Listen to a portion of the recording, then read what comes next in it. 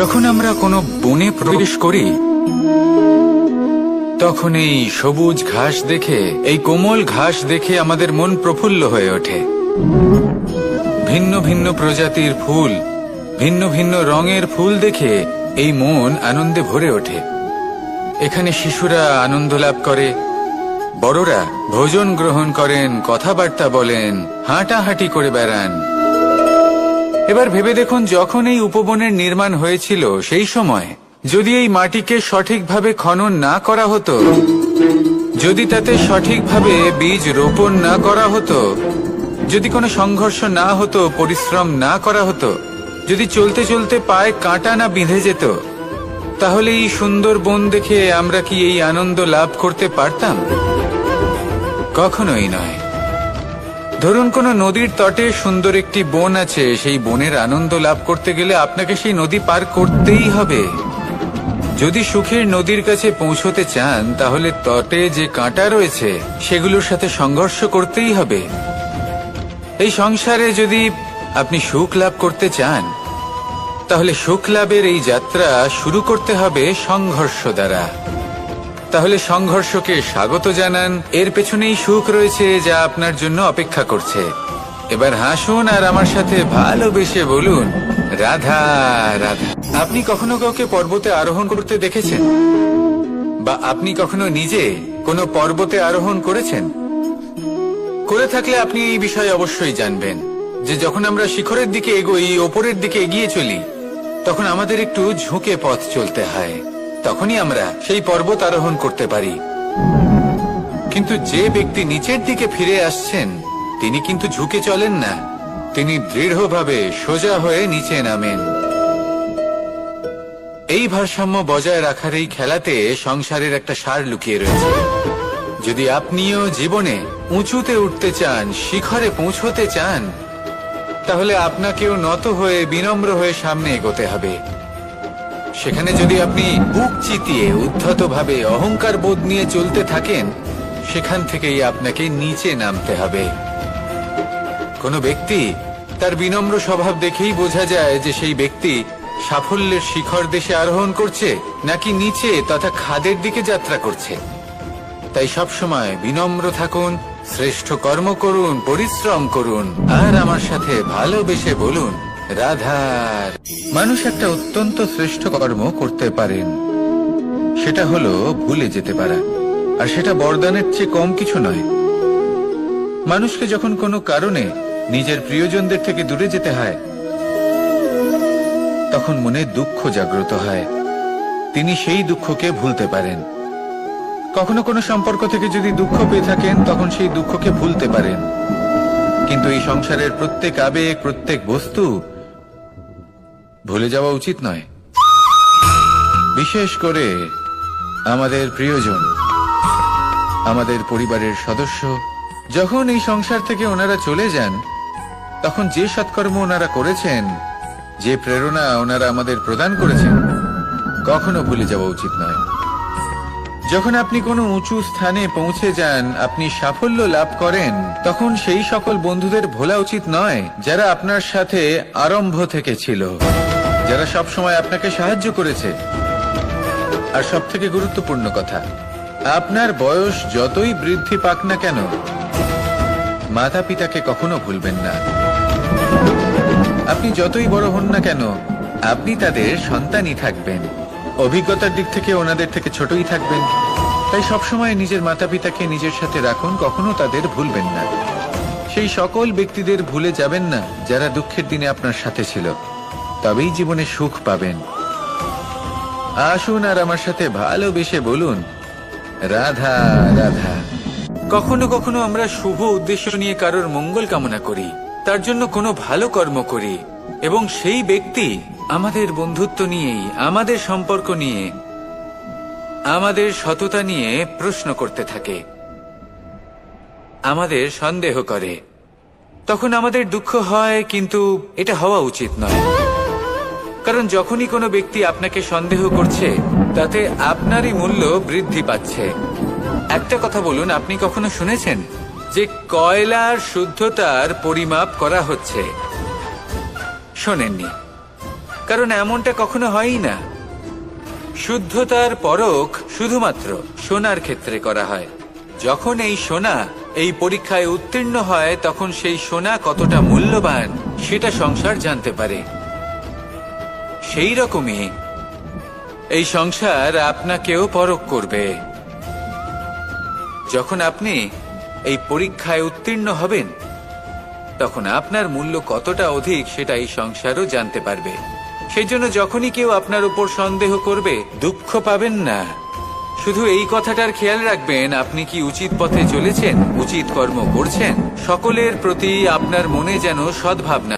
মানুষের এই সংসারে জীবনযাপন করার জন্য কিছু জিনিসের প্রয়োজন পড়ে। এমন কিছু আবেগ, এমন কিছু বস্তু আছে যেগুলো তার প্রয়োজন হয়। কিন্তু সব থেকে বেশি যে জিনিসটা তার প্রয়োজন হয় সেটা হলো সম্মানের। আমাদের ভালো লাগে যখন কেউ আমাদের সম্মান করে। আমরা কাউকে সম্মান করলে তারও সেটা ভালো লাগে। কিন্তু আপনি দেখবেন যে সংসারে বেশিরভাগ মানুষ দুটি মাপদণ্ডের ভিত্তিতে সম্মান করেন। হয় বয়স দেখে করেন বা উপার্জন দেখে, অর্থাৎ সেই ব্যক্তি কতটা উপার্জন করেন। এবার ভেবে দেখুন, এটা আবশ্যক নয় কারোর বয়স যদি বেশি হয় তার বুদ্ধিও ততটাই বেশি হবে। আবশ্যক এটাও নয় যে কোনো ব্যক্তি যদি অত্যন্ত ধনী হন বা তার মনও নির্মল হবে বা তিনি সৎকর্ম করবেন বা এমন কোনো কর্ম করবেন যাতে উনি সম্মান লাভ করতে পারেন। হতে পারে উনি ধনী কিন্তু দুশ্চরিত্র। সেই জন্য বয়স বা উপার্জন দেখে কোনো ব্যক্তিকে সম্মান করবেন না। কর্ম দেখুন। যদি গভীরভাবে ভেবে দেখেন তাহলে দেখবেন যদি কোনো মানুষ কোনো সৎকর্ম করেন তাহলে তার প্রতি হৃদয় থেকে সম্মান জাগ্রত হয়। এটাই হলো সেই সম্মান যা অর্জন করতে হবে। বয়স আজ আছে, কাল আরো বৃদ্ধি পাবে। উপার্জন আজ আছে, কাল সেটা কমে যেতেও পারে। কিন্তু যদি আপনি নিরন্তর শুভকর্ম করতে থাকেন তাহলে আপনি মৃত্যুর পরেও অমর হয়ে থাকবেন। আসুন আমার সাথে ভালোবেসে বলুন, রাধা। মানুষের জীবনে স্বচ্ছতার একটা আলাদা গুরুত্ব আছে। যদি আপনি নিজেকে স্বচ্ছ রাখেন তাহলে আপনার নিজেরও ভালো লাগবে, সামনের ব্যক্তিরও ভালো লাগবে, একটা অন্যরকম প্রভাব পড়বে। কিন্তু একজন শ্রেষ্ঠ ব্যক্তি কিভাবে হয়ে ওঠা সম্ভব? যার মধ্যে গুণ আছে, শিক্ষা আছে, শুভ চেতনা আছে, যিনি সৎকর্ম করেন।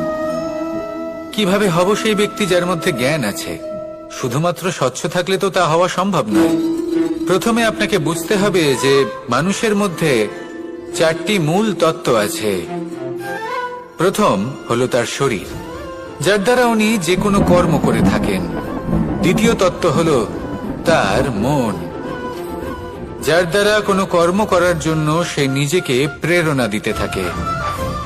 তৃতীয় তত্ত্ব হলো বুদ্ধি, যে কর্ম আমরা করতে চাই, যে লক্ষ্যে আমরা পৌঁছতে চাই, সেটা আমরা কিভাবে কোন পথে করব সেটা স্থির করা যায় বুদ্ধি দিয়ে। আর চতুর্থ তত্ত্ব হলো আত্মা। আত্মা হলো এমন এক তত্ত্ব যার কোনো সমাপ্তি নেই। আত্মা হলো অজয়। কিন্তু এরও শুদ্ধিকরণের প্রয়োজন হয়। এই চারটি তত্ত্বের শুদ্ধিকরণ করতে থাকুন, এদের নির্মল রাখুন, শুদ্ধ রাখুন। এবং এটা কিভাবে হবে? শুভ চেতনা দ্বারা, জ্ঞানের দ্বারা, এবং সব থেকে বেশি গুরুত্বপূর্ণ প্রেমের দ্বারা। আসুন আমার সাথে ভালোবেসে বলুন, রাধা। মানুষের জীবনে উন্নতি লাভ করার জন্য তিনটি স্তম্ভের প্রয়োজন হয়। প্রথম স্তম্ভ শিক্ষা। এই শিক্ষা আমাদের জ্ঞান প্রদান করে। দ্বিতীয় স্তম্ভ ব্যবসা, যার দ্বারা আমরা ধন উপার্জন করি। তৃতীয় স্তম্ভ হলো আমাদের ঈশ্বর, আমাদের ইষ্ট। এনার সাথে যদি আমরা জুড়ে থাকতে পারি তাহলে এমন একটা মানসিক বল আপনি লাভ করবেন যেটা এই সংসারে আর কোথাও পাওয়া সম্ভব নয়। কিন্তু মানুষ অনেক সময় জীবনে এই তিনটি স্তম্ভ লাভ করা সত্ত্বেও সামনে অগ্রসর হতে পারেন না। তখনও জীবনে কঠিন পরিস্থিতি আসতেই থাকে। এমনটা ঠিক কেন হয়? কারণ সে জীবনে এই তিনটি স্তম্ভ লাভ করে নেয়, জীবনে প্রয়োগও করে, কিন্তু তার ভিতের কথা সে ভুলেই যায়। যেমন প্রথম স্তম্ভ অর্থাৎ শিক্ষা, এই শিক্ষার আধার হলো শুভ চেতনা। যদি অন্তরে শুভ চেতনা না থাকে তাহলে এই শিক্ষার কোনো গুরুত্ব থাকে না। দ্বিতীয় স্তম্ভ, ব্যবসা। পরিশ্রম করে উপার্জন করতে হবে এই কথাটা আমরা সবাই জানি এবং সবাই চেষ্টাও করি, কিন্তু ব্যবসা করতে করতে আমরা এটা ভুলে যাই আমাদের ব্যবহার কেমন হয়ে পড়েছে। এই ব্যবহার যদি শুভ হয়, তা এই সংসারের একটা নিয়ম আছে, বা বলতে পারেন লোকে তাই বলে, যে শক্তিশালী হয় সে শক্তিহীনকে নত করে দেয়। এমনটাই হয়, তাই না? আবশ্যক নয়, কখনো কখনো এমনও হয় একজন অসমর্থ ব্যক্তি সমর্থ ব্যক্তিকে নত করে দেন। এটা সম্ভব, এও হতে পারে। আর এটা তখন হতে পারে যখন তার মধ্যে ভালোবাসার শক্তি থাকে। ভালোবাসার শক্তি এই সংসারে সবথেকে বড় শক্তি হয়। এই ভালোবাসার শক্তি দ্বারাই নির্ধন সুদামা আমাকে দিয়ে নিজের পা ধুইয়ে নিল, কিছু না বলেই, কিছু না চেয়েই। এই কর্মের আধার ছিল শুধুমাত্র ভালোবাসা। খুব শক্তিশালী হয় এই ভালোবাসা। ভালোবাসার শক্তি দ্বারাই আপনি হিমালয় পর্বতকে নত করতে পারেন, তাহলে কি অসম্ভব হতে পারে?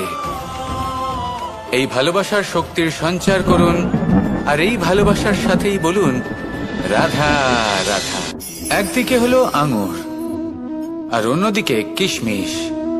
দেখতে গেলে এই দুটোই সবারই খুব প্রিয়, শিশু হোক, যুবক হোক বা কোনো বৃদ্ধ ব্যক্তি হোক না কেন। আর দেখতে গেলে এই কিশমিশ, এটা আঙুর থেকেই আসে, তারই অন্য একটি রূপ। কিন্তু কখনো হাটে যান আর গিয়ে জিজ্ঞেস করুন যে এই কিশমিশ আর আঙুর, এই দুইয়ের মধ্যে অধিক মূল্য কার? আপনিও নিশ্চয়ই জানবেন যে কিশমিশের মূল্য আঙুরের থেকে অনেক গুণ বেশি। এবার এরকম কেন হয়? এর পেছনে কি কারণ থাকতে পারে?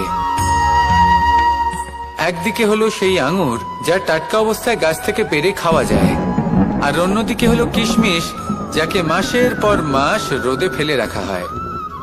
একদিকে আঙুর যা কিনা অত্যন্ত রসালো, আর কিশমিশে কোনো রসই নেই। একটি হলো অত্যন্ত কোমল এবং সুন্দর, অন্যটি অমসৃণ এবং তাতে বিন্দুমাত্র সৌন্দর্য নেই, তাও তার মূল্য বেশি। এইসব কেন হয়? এই কারণেই হয় কারণ সেই আঙুর অনেক মাস পর্যন্ত রোদ সহ্য করে থাকে, কষ্ট সহ্য করে থাকে, তবেই সেই আঙুর কিশমিশে পরিণত হয়। এবার জীবনের কড়া রোদ যাকে সহ্য করতে হয়, তার সাথেও এটাই হয়ে থাকে, তারও মূল্য আপনা থেকেই বৃদ্ধি পায়। আপনার জীবনে আপনার গুণ, আপনার প্রতিভা, তা অত্যন্ত গুরুত্বপূর্ণ। কিন্তু যখন আপনি অভিজ্ঞতা লাভ করেন, তখনই সেই অভিজ্ঞতা আপনার গুণ এবং প্রতিভাকে আরো অনেক বেশি শ্রেষ্ঠ করে তোলে। তাই জীবনের কঠোর রোদের মধ্যেও দাঁড়িয়ে থাকাটা শিখে নিন, সাহসের সাথে কঠিন পরিস্থিতির সম্মুখীন হওয়াটা শিখে নিন। ঠিক এইভাবেই অভিজ্ঞতা লাভ করতে হয়, আর এই অভিজ্ঞতা আপনার মূল্য বৃদ্ধি করতেই থাকবে, করতেই থাকবে। আর তখন এই মন প্রসন্ন হয়ে বলবে রাধা রাধা। আমাদের সকলের জীবনেই দুই ধরনের ব্যক্তি থাকেন, বন্ধু এবং শত্রু।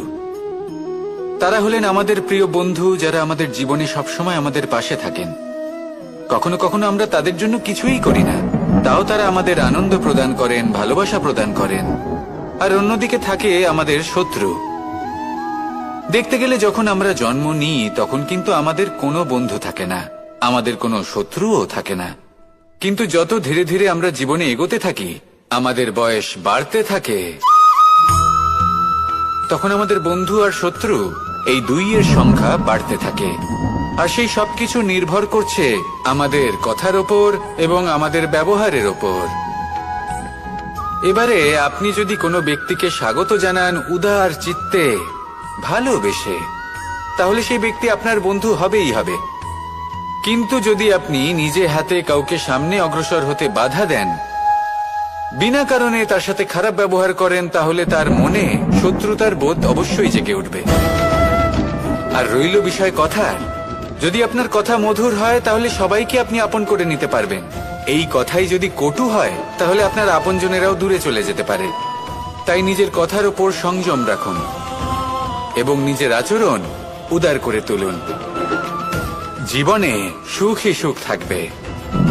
আসুন আমার সাথে ভালোবেসে বলুন, রাধা। এই সংসারে সব থেকে ভয়ানক এবং গভীর অন্ধকার কোনটা? সেটা যখন মেঘ সূর্যকে ঢেকে দেয় এবং সংসার অন্ধকারাচ্ছন্ন হয়ে ওঠে, নাকি তখন যখন সূর্যাস্তের সময় ঘনিয়ে আসে, সূর্য ঢলে যায় এবং এই সংসারে অন্ধকার ছেয়ে যায়, নাকি সেই অমাবস্যার রাত্রি যখন চতুর্দিকে ঘন অন্ধকার থাকে এবং চন্দ্রমার প্রকাশ কোথাও থাকে না? না, এই সংসারে সব থেকে বেশি ভয়ানক অন্ধকার হলো মানসিকতার অন্ধকার। মানসিকতা খুব গভীর একটা বিষয়। এই মানসিকতাই সত্যের রূপ ধারণ করে এবং আমাদের এই মানসিকতা এবং বিবেকে একটা সূর্য থাকে। যদি আমরা এটা জীবন থেকে বের করে ফেলি তাহলে নিরাশা, হতাশা, অসফলতা এর এমন এক ঘন অন্ধকারে আমরা ফেসে যাব যে তার থেকে বাইরে বের হওয়া প্রায় অসম্ভব ব্যাপার হয়ে দাঁড়াবে। বড়ই কঠিন হয় সেই সময়। সেই জন্য ইতিবাচক মনোভাব থাকা খুব প্রয়োজনীয়। এটা ভাববেন না যে এটা আমার সাথে কেন হলো, এই সমস্যা কেন এলো, ওই ব্যক্তি আমার সাথে এটা কেন করলেন।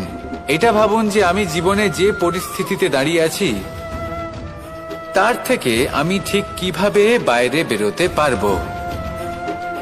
যতই ঘন অন্ধকার থাকুক না কেন, খুব ছোট একটা প্রদীপের প্রকাশ আমাদের পথপ্রদর্শক হয়ে দাঁড়াতে পারে। আর আমাদের জীবনে এই ছোট্ট একটা প্রকাশ হলো আশা। এই আশার একটি কিরণ আমাদের অত্যন্ত গাঢ় অন্ধকারেও পথ দেখাতে পারে। তাই এই আশাকে সবসময় মনে প্রজ্বলিত করে রাখুন। গাঢ় থেকে গাঢ় অন্ধকারের সাথে, কঠিন থেকে কঠিনতর সমস্যার সাথে লড়াই করুন, সামনে এগিয়ে চলুন আর আমার সাথে ভালোবেসে বলুন, রাধা। এই সংসারে এমন কোন আবেগ আছে যা সবসময় কটু বলে মনে হয়, কিন্তু সবার শেষে এটি সব থেকে বেশি মধুর উপলব্ধি প্রদান করে, সব থেকে বেশি মধুর অনুভূতি প্রদান করে। উত্তর পেলেন না? আপনাকে একটা উদাহরণ দিই। যখন মাতা সীতাকে অপহরণ করা হয়েছিল তখন শ্রীরাম অপেক্ষা করেছিলেন 4 মাস পর্যন্ত। উনি খুঁজতে চেয়েছিলেন, কিন্তু উনি ওনার খোঁজ বন্ধ রেখেছিলেন। কল্পনা করে দেখুন ওনার কতটা যন্ত্রণা হয়েছিল। উনি শুধু অপেক্ষা করছিলেন, কারণ তখন বর্ষা ছিল। অনেক দিন পর্যন্ত সূর্যের আলো দেখা যায়নি। উনি জানতেন এরকম সময় বানর সেনার পক্ষে বনের মধ্যে পথ খোঁজা খুবই কঠিন কাজ হবে। সাগর পার করা অত্যন্ত কঠিন হয়ে দাঁড়াবে। তারা হয়তো বনের মধ্যে পথ হারিয়ে ফেলবে। উনি অপেক্ষা করলেন, আর এই অপেক্ষার ফল হিসেবে উনি কি লাভ করলেন? সাগরে সেতু নির্মাণ করলেন এবং মাতা সীতাকে সসম্মানে আবার ফিরিয়ে আনলেন। যদি শ্রীরাম অপেক্ষা না করতেন তাহলে হয়তো এই সবকিছু কখনোই সম্ভব হতো না। এটাই হলো শক্তি ধৈর্যের। এটাই হলো আমাদের কাছে শিক্ষা। এই ধৈর্যই প্রত্যেকবার আমাদের অত্যন্ত কঠিন বলে মনে হয়। ধৈর্য ধরা অত্যন্ত কঠিন, কিন্তু অবশেষে এটাই সব থেকে শ্রেষ্ঠ ফল দান করে, সব থেকে মধুর উপলব্ধি, সব থেকে মধুর অনুভূতি প্রদান করে। তাই ধৈর্য ধরে থাকুন, সবকিছু শুভ হবে। আর তখন এই মন প্রফুল্ল হয়ে বলবে, রাধা রাধা।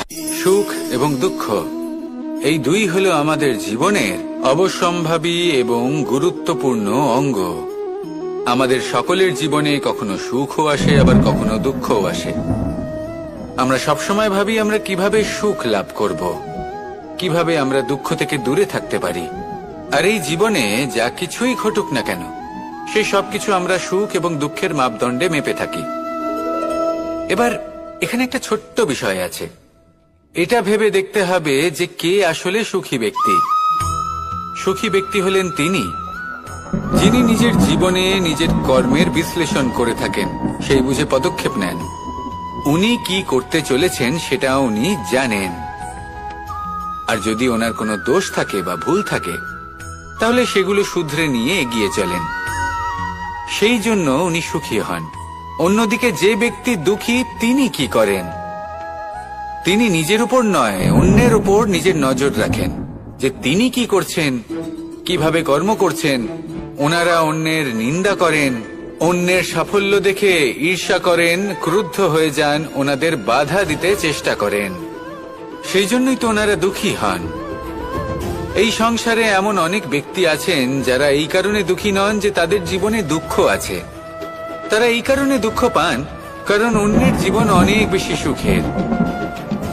দেখুন, শেষ পর্যন্ত আপনাকে নিজের কর্মের প্রতি মনোসংযোগ করতেই হবে, অন্যের প্রতি নয়। কারণ আপনার জীবনে আপনার কর্ম হলো এমন একটা জিনিস যা আপনার নিয়ন্ত্রণে আছে। নিরন্তর চেষ্টা করতে থাকুন, নিজের কর্মকে বুঝতে শিখুন, শুধরে নিন, নিজেকে শ্রেষ্ঠ করে তুলুন। তখন সাফল্য নিজে থেকে আপনার কাছে আসবে আর এই মন প্রসন্ন হয়ে বলবে, রাধা রাধা। মুক্তোর এই মালা দেখতে কত সুন্দর হয়, তাই না? যিনি ধারণ করেন তাকেও এটা শীতলতা প্রদান করে। আর যে ব্যক্তি দেখে তার চোখও এই দৃশ্য দেখে শান্তি উপলব্ধি করে। কিন্তু ভাবুন, যদি এমন কিছু হয় যে সুতো দ্বারা এই মুক্তোর মালা তৈরি হয়েছে সেটা কেউ ছিঁড়ে দেয়, তাহলে এই মুক্তোর মালা ছিঁড়ে যাবে আর সমস্ত মুক্ত মাটিতে পড়ে যাবে, ছড়িয়ে পড়বে। তখন কি আমরা এটা ভাববো যে এটা তো মাটিতে পড়ে থাকা বস্তু, এটা আমি তুলব না? ভাববো না, তাই না? আমরা নিচু হয়ে একটা মুক্ত কুড়িয়ে নিই এবং আবার এদের সুতোর মধ্যে প্রবেশ করাই। কেন? কারণ এই মুক্ত হলো বহুমূল্য। এতে কোনো সন্দেহ নেই যে এই মুক্ত হলো বহুমূল্য। কিন্তু এর থেকেও অনেক বেশি বহুমূল্য হলো আমাদের জীবনে আমাদের সম্পর্ক, আমাদের বন্ধু বান্ধব। এই সম্পর্কেও কখনো কখনো বিবাদ হয়, মনোমালিন্য হয়, এগুলোও ছড়িয়ে যায়। আর সেই সময় এই মুক্তোর মতোই নত হয়ে আমাদের এই সম্পর্কগুলিকে হাতে তুলতে হবে, এদের জুড়তে হবে, এদের আগলে রাখতে হবে। কারণ এদের থেকে বহুমূল্য আর কিছুই নেই। আর যদি এই কাজটা আপনি শিখে নিতে পারেন তাহলে আপনার জীবনের এই সম্পর্ক, এই বন্ধুত্ব সবসময় আপনাকে বল প্রদান করবে, আনন্দ প্রদান করবে। আর এই মন সুপ্রসন্ন হয়ে বলবে, রাধা রাধা।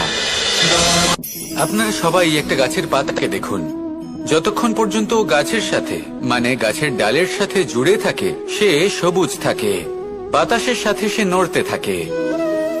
যতক্ষণ পর্যন্ত ও সূর্য থেকে পাওয়া রশ্মির শক্তি গাছে পৌঁছে দেয় ততক্ষণ ও ডালের সাথে যুক্ত থাকে। কিন্তু যখন সেই পাতা শুকিয়ে যায় তখন তার কোনো গুরুত্ব থাকে না। সেই পাতা গাছের ডালে এবং বৃক্ষের কাছে বোঝা হয়ে থেকে যায়। এবং এমন এক সময় আসে যখন সেই ডালটি শুকনো সেই পাতাকে পরিত্যাগ করে। এটাই আমরা এই প্রকৃতিতে দেখি এবং এটাই হলো সত্য। আর এটাই আমাদের জীবনে খুব বড় একটা শিক্ষা। যদি আপনিও নিজের জীবনে নিজের আপনজনদের কাছে বোঝা স্বরূপ হয়ে দাঁড়ান, তাহলে তারা আপনাকে যতই ভালোবাসুক না কেন, ওনারা যদি নাও চান তাহলেও এমন এক দিন আসবে যখন আপনার আপনজন আপনাকে পরিত্যাগ করবে। সেই জন্য সবসময় আত্মনির্ভর হয়ে ওঠার চেষ্টা করুন, নিরন্তর পরিশ্রম করতে থাকুন, কারোর উপর বোঝা হয়ে থাকবেন না, বরং তার সাথে মিলে দায়িত্ব পালন করুন। এমনটা করবেন তাহলে আপনার সম্মানও বজায় থাকবে এবং সম্পর্কের মধ্যে আপনার মূল্যও বজায় থাকবে। আসুন আর আমার সাথে ভালোবেসে বলুন, রাধা রাধা। আমাদের মধ্যে এমন অনেক মানুষ আছেন যারা বই পড়তে পছন্দ করেন, অনেক মানুষ আছেন যারা ভিন্ন ভিন্ন রকমের কাহিনী পড়েন। এবার পড়তে পড়তে মাঝে এমন একটা অধ্যায় অবশ্যই আসে যা আমাদের হৃদয় স্পর্শ করে যায়। আমরা হৃদয় যন্ত্রণা অনুভব করি, তাও আমরা সেই কাহিনী শেষ পর্যন্ত পড়ি এবং তখন আমরা বুঝতে পারি যে সেই যন্ত্রণাময় অধ্যায়টি কেন এসেছিল, তার থেকে আমরা কি শিক্ষা পেলাম এবং আমরা অবশেষে লক্ষ্যেও পৌঁছলাম। কিন্তু যদি সেই যন্ত্রণাদায়ক অধ্যায়টিতে আপনি থেমে যান আপনি যদি এটা ভাবেন যে আমি আর পড়তে পারবো না, তাহলে আপনি জানতেও পারবেন না যে পরবর্তীতে কি হতে চলেছে। এই মন দুঃখে ভরে উঠবে, মনে প্রশ্ন আসতেই থাকে যার উত্তর আমরা পাই না, নিজেদের লক্ষ্য বুঝতেই পারি না। এইভাবেই আমাদের জীবনেও যদি এমন কিছু হয় যা অত্যন্ত দুঃখজনক, যদি এমন কোনো কঠিন অধ্যায় আপনার জীবনে আসে, থামবেন না। তা হলো আপনার জীবনের কাহিনীর একটি যন্ত্রণাদায়ক দুঃখজনক অধ্যায় মাত্র। শেষ পর্যন্ত এই কাহিনীতে টিকে থাকুন, কর্ম করতে থাকুন। আপনি বুঝতে পেরে যাবেন যে এই কঠিন পরিস্থিতি আপনার জীবনে কেন এসেছিল। আপনি শিক্ষাও লাভ করবেন এবং লক্ষ্যও লাভ করবেন।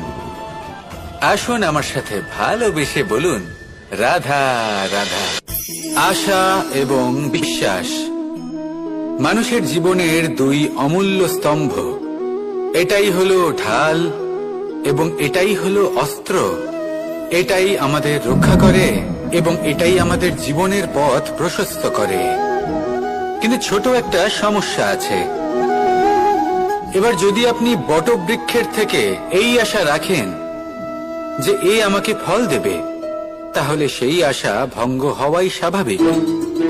আর যদি আপনি বিশ্বাস করেন যে খেজুর গাছ আপনাকে ছায়া প্রদান করবে, তাহলে সেই বিশ্বাসও অবশ্যই ভঙ্গ হবে।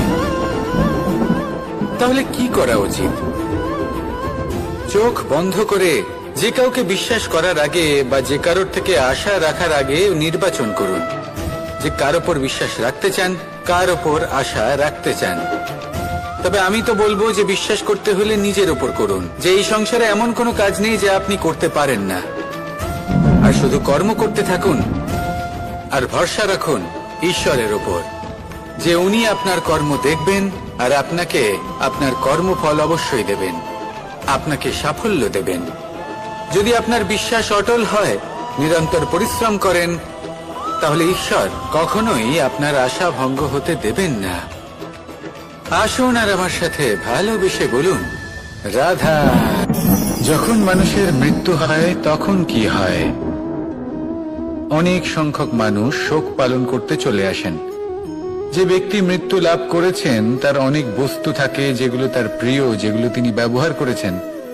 তার শয্যা, তার বস্ত্র, তার আভূষণ সবকিছু তার থেকে বিচ্ছিন্ন করা হয় এবং খালি হাতে তাকে শ্মশানের উদ্দেশ্যে রওনা করা হয়। আমি আপনাকে এই প্রশ্ন করতে চাই, আপনি এই সংসারে কি অর্জন করেছেন? ধন সম্পত্তি, বস্ত্র, আভূষণ, এই সবকিছু যে আপনি অর্জন করেছেন, আপনার মৃত্যুর পরে তা আপনার থেকে দূর হয়ে যাবে। এর উত্তর হলো একটাই, আপনার কর্ম। শুধু সেটাই আছে যা একান্ত আপনার, আর শুধু সেটাই এই সংসার থেকে চলে যাওয়ার পরেও সংসারেই জীবিত থাকবে। যদি আপনি দুষ্কর্ম করেন, তাহলে এই সংসার আপনাকে একটি অনুচিত উদাহরণ হিসেবে মনে রাখবে যে এই ব্যক্তি খুব পাপী ছিল, অনুচিত কর্ম করতেন। যে পথে তিনি চলেছেন সেই পথে কারোর চলা উচিত নয়। সেখানেই যদি আপনি সৎকর্ম করেন, তাহলে সংসার চিরকাল এটাই বলবে যে খুব ভালো মানুষ ছিলেন, সবাইকে ভালোবাসতেন, সবাইকে সাহায্য করতেন, আমার খুব প্রিয় মানুষ ছিলেন। এটাই হলো শ্রেষ্ঠ কর্ম। সেই জন্য জীবনে শুধুমাত্র ধন সম্পত্তি, আভূষণ এই সব অর্জন করতে গিয়ে নিজের মনোনিবেশ করবেন না। শ্রেষ্ঠ কর্ম করুন। সংসার থেকে চলে যাওয়ার পরেও এই কর্মই এই সংসারে আপনাকে জীবিত রাখবে। আসুন আমার সাথে ভালোবেসে বলুন, রাধা রাধা। এই শুকনো পাতাটিকে দেখুন, নিষ্প্রাণ হয়ে পড়েছে। কোনো একটা সময় এই পাতাটি একটা গাছের ডালে ছিল। সেই গাছ ওর লালন পালন করত। যখন যখন বাতাস বইত, এই পাতায় কম্পন দেখা দিত, মনকে প্রফুল্ল করে তুলত। কোনো একদিন এই পাতা গাছের ডাল থেকে ঝরে পড়ে গেল। নিঃসন্দেহে ও নিজের স্বাধীনতা পেল, কিন্তু আস্তে আস্তে শুকিয়ে গেল, নিষ্প্রাণ হয়ে গেল। দেখুন, আমি এই কথা বলছি না যে স্বাধীনতা অনুচিত, কখনোই না। কিন্তু যে কোনো পরিস্থিতিতে স্বাধীন হতে চাওয়া এটা নিশ্চিত রূপে অনুচিত। আমরা যদি আমাদের জীবনে পরিবারের গুরুত্ব ভেবে দেখি, তাহলে এই পরিবারে যতই মতভেদ থাকুক না কেন, যতই মনোমালিন্য থাকুক না কেন, যতই বিবাদ থাকুক না কেন, এই সব মিটিয়ে নেওয়া অত্যন্ত প্রয়োজনীয়। সেই সবকিছু সমাপ্ত করা অত্যন্ত প্রয়োজনীয়। কখনো এই পরিবারকে ভাঙতে দেবেন না, কখনো এই পরিবার থেকে দূরে চলে যাবেন না। এই পরিবার হলো আমাদের জীবনের একটা অমূল্য সম্পদ, অমূল্য এক আশ্রয়, যা এই সংসারে হয়তো কোথাও আপনি পাবেন না। তাই একে আগলে রাখুন। ভেবে নিন আপনি পাতা আর আপনার পরিবার সেই গাছ। আসুন আমার সাথে ভালোবেসে বলুন, রাধা রাধা। কখনো কখনো অন্ধকারের সাথে লড়াই করার জন্য আমরা প্রদীপ জ্বালাই। এতে প্রথমে সলতে রাখি, তারপর তেল ঢালি, তারপর আগুন জেলে এটা প্রজ্বলিত করি। তারপর একটা সময় আসে যখন এই প্রদীপ নিভে যায়। কারণটা কি? কারণ কি এটা যে প্রদীপের প্রকাশমান হওয়ার ক্ষমতা সমাপ্ত হয়েছে? না, এই যে আগুন আমরা দেখতে পাচ্ছি, এই আগুনের জন্য যে শক্তির প্রয়োজন হয় তা আসে এই তেল থেকে। যদি এই তেল সমাপ্ত হয়ে যায় তাহলে এই প্রকাশ তাও সমাপ্ত হয়ে যায়। আর আমাদের জীবনে এই তেল হলো আমাদের কর্ম, আর এই আগুন আর এর দ্বারা উৎপন্ন হওয়া প্রকাশ আমাদের ভাগ্য। যত আমাদের কর্ম ক্ষীণ হতে থাকবে, আমাদের ভাগ্য সৌভাগ্য কোথাও না কোথাও লুপ্ত হয়ে যাবে।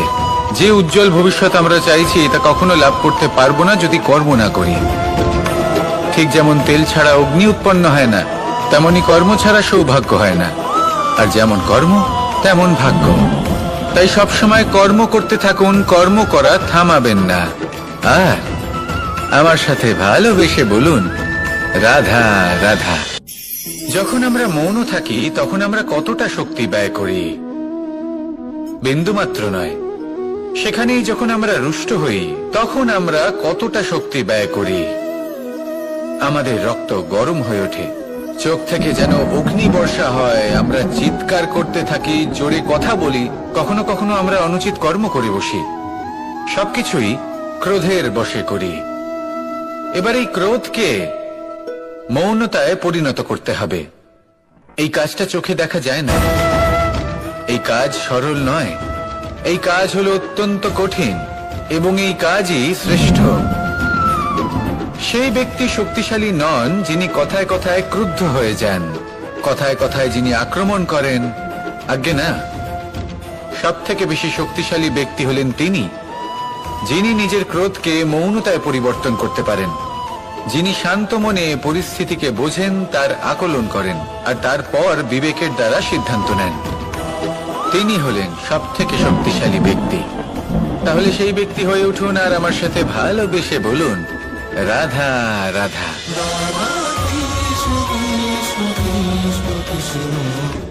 এই লক্ষ্য সরলভাবে কেন আমার কাছে চলে আসে না?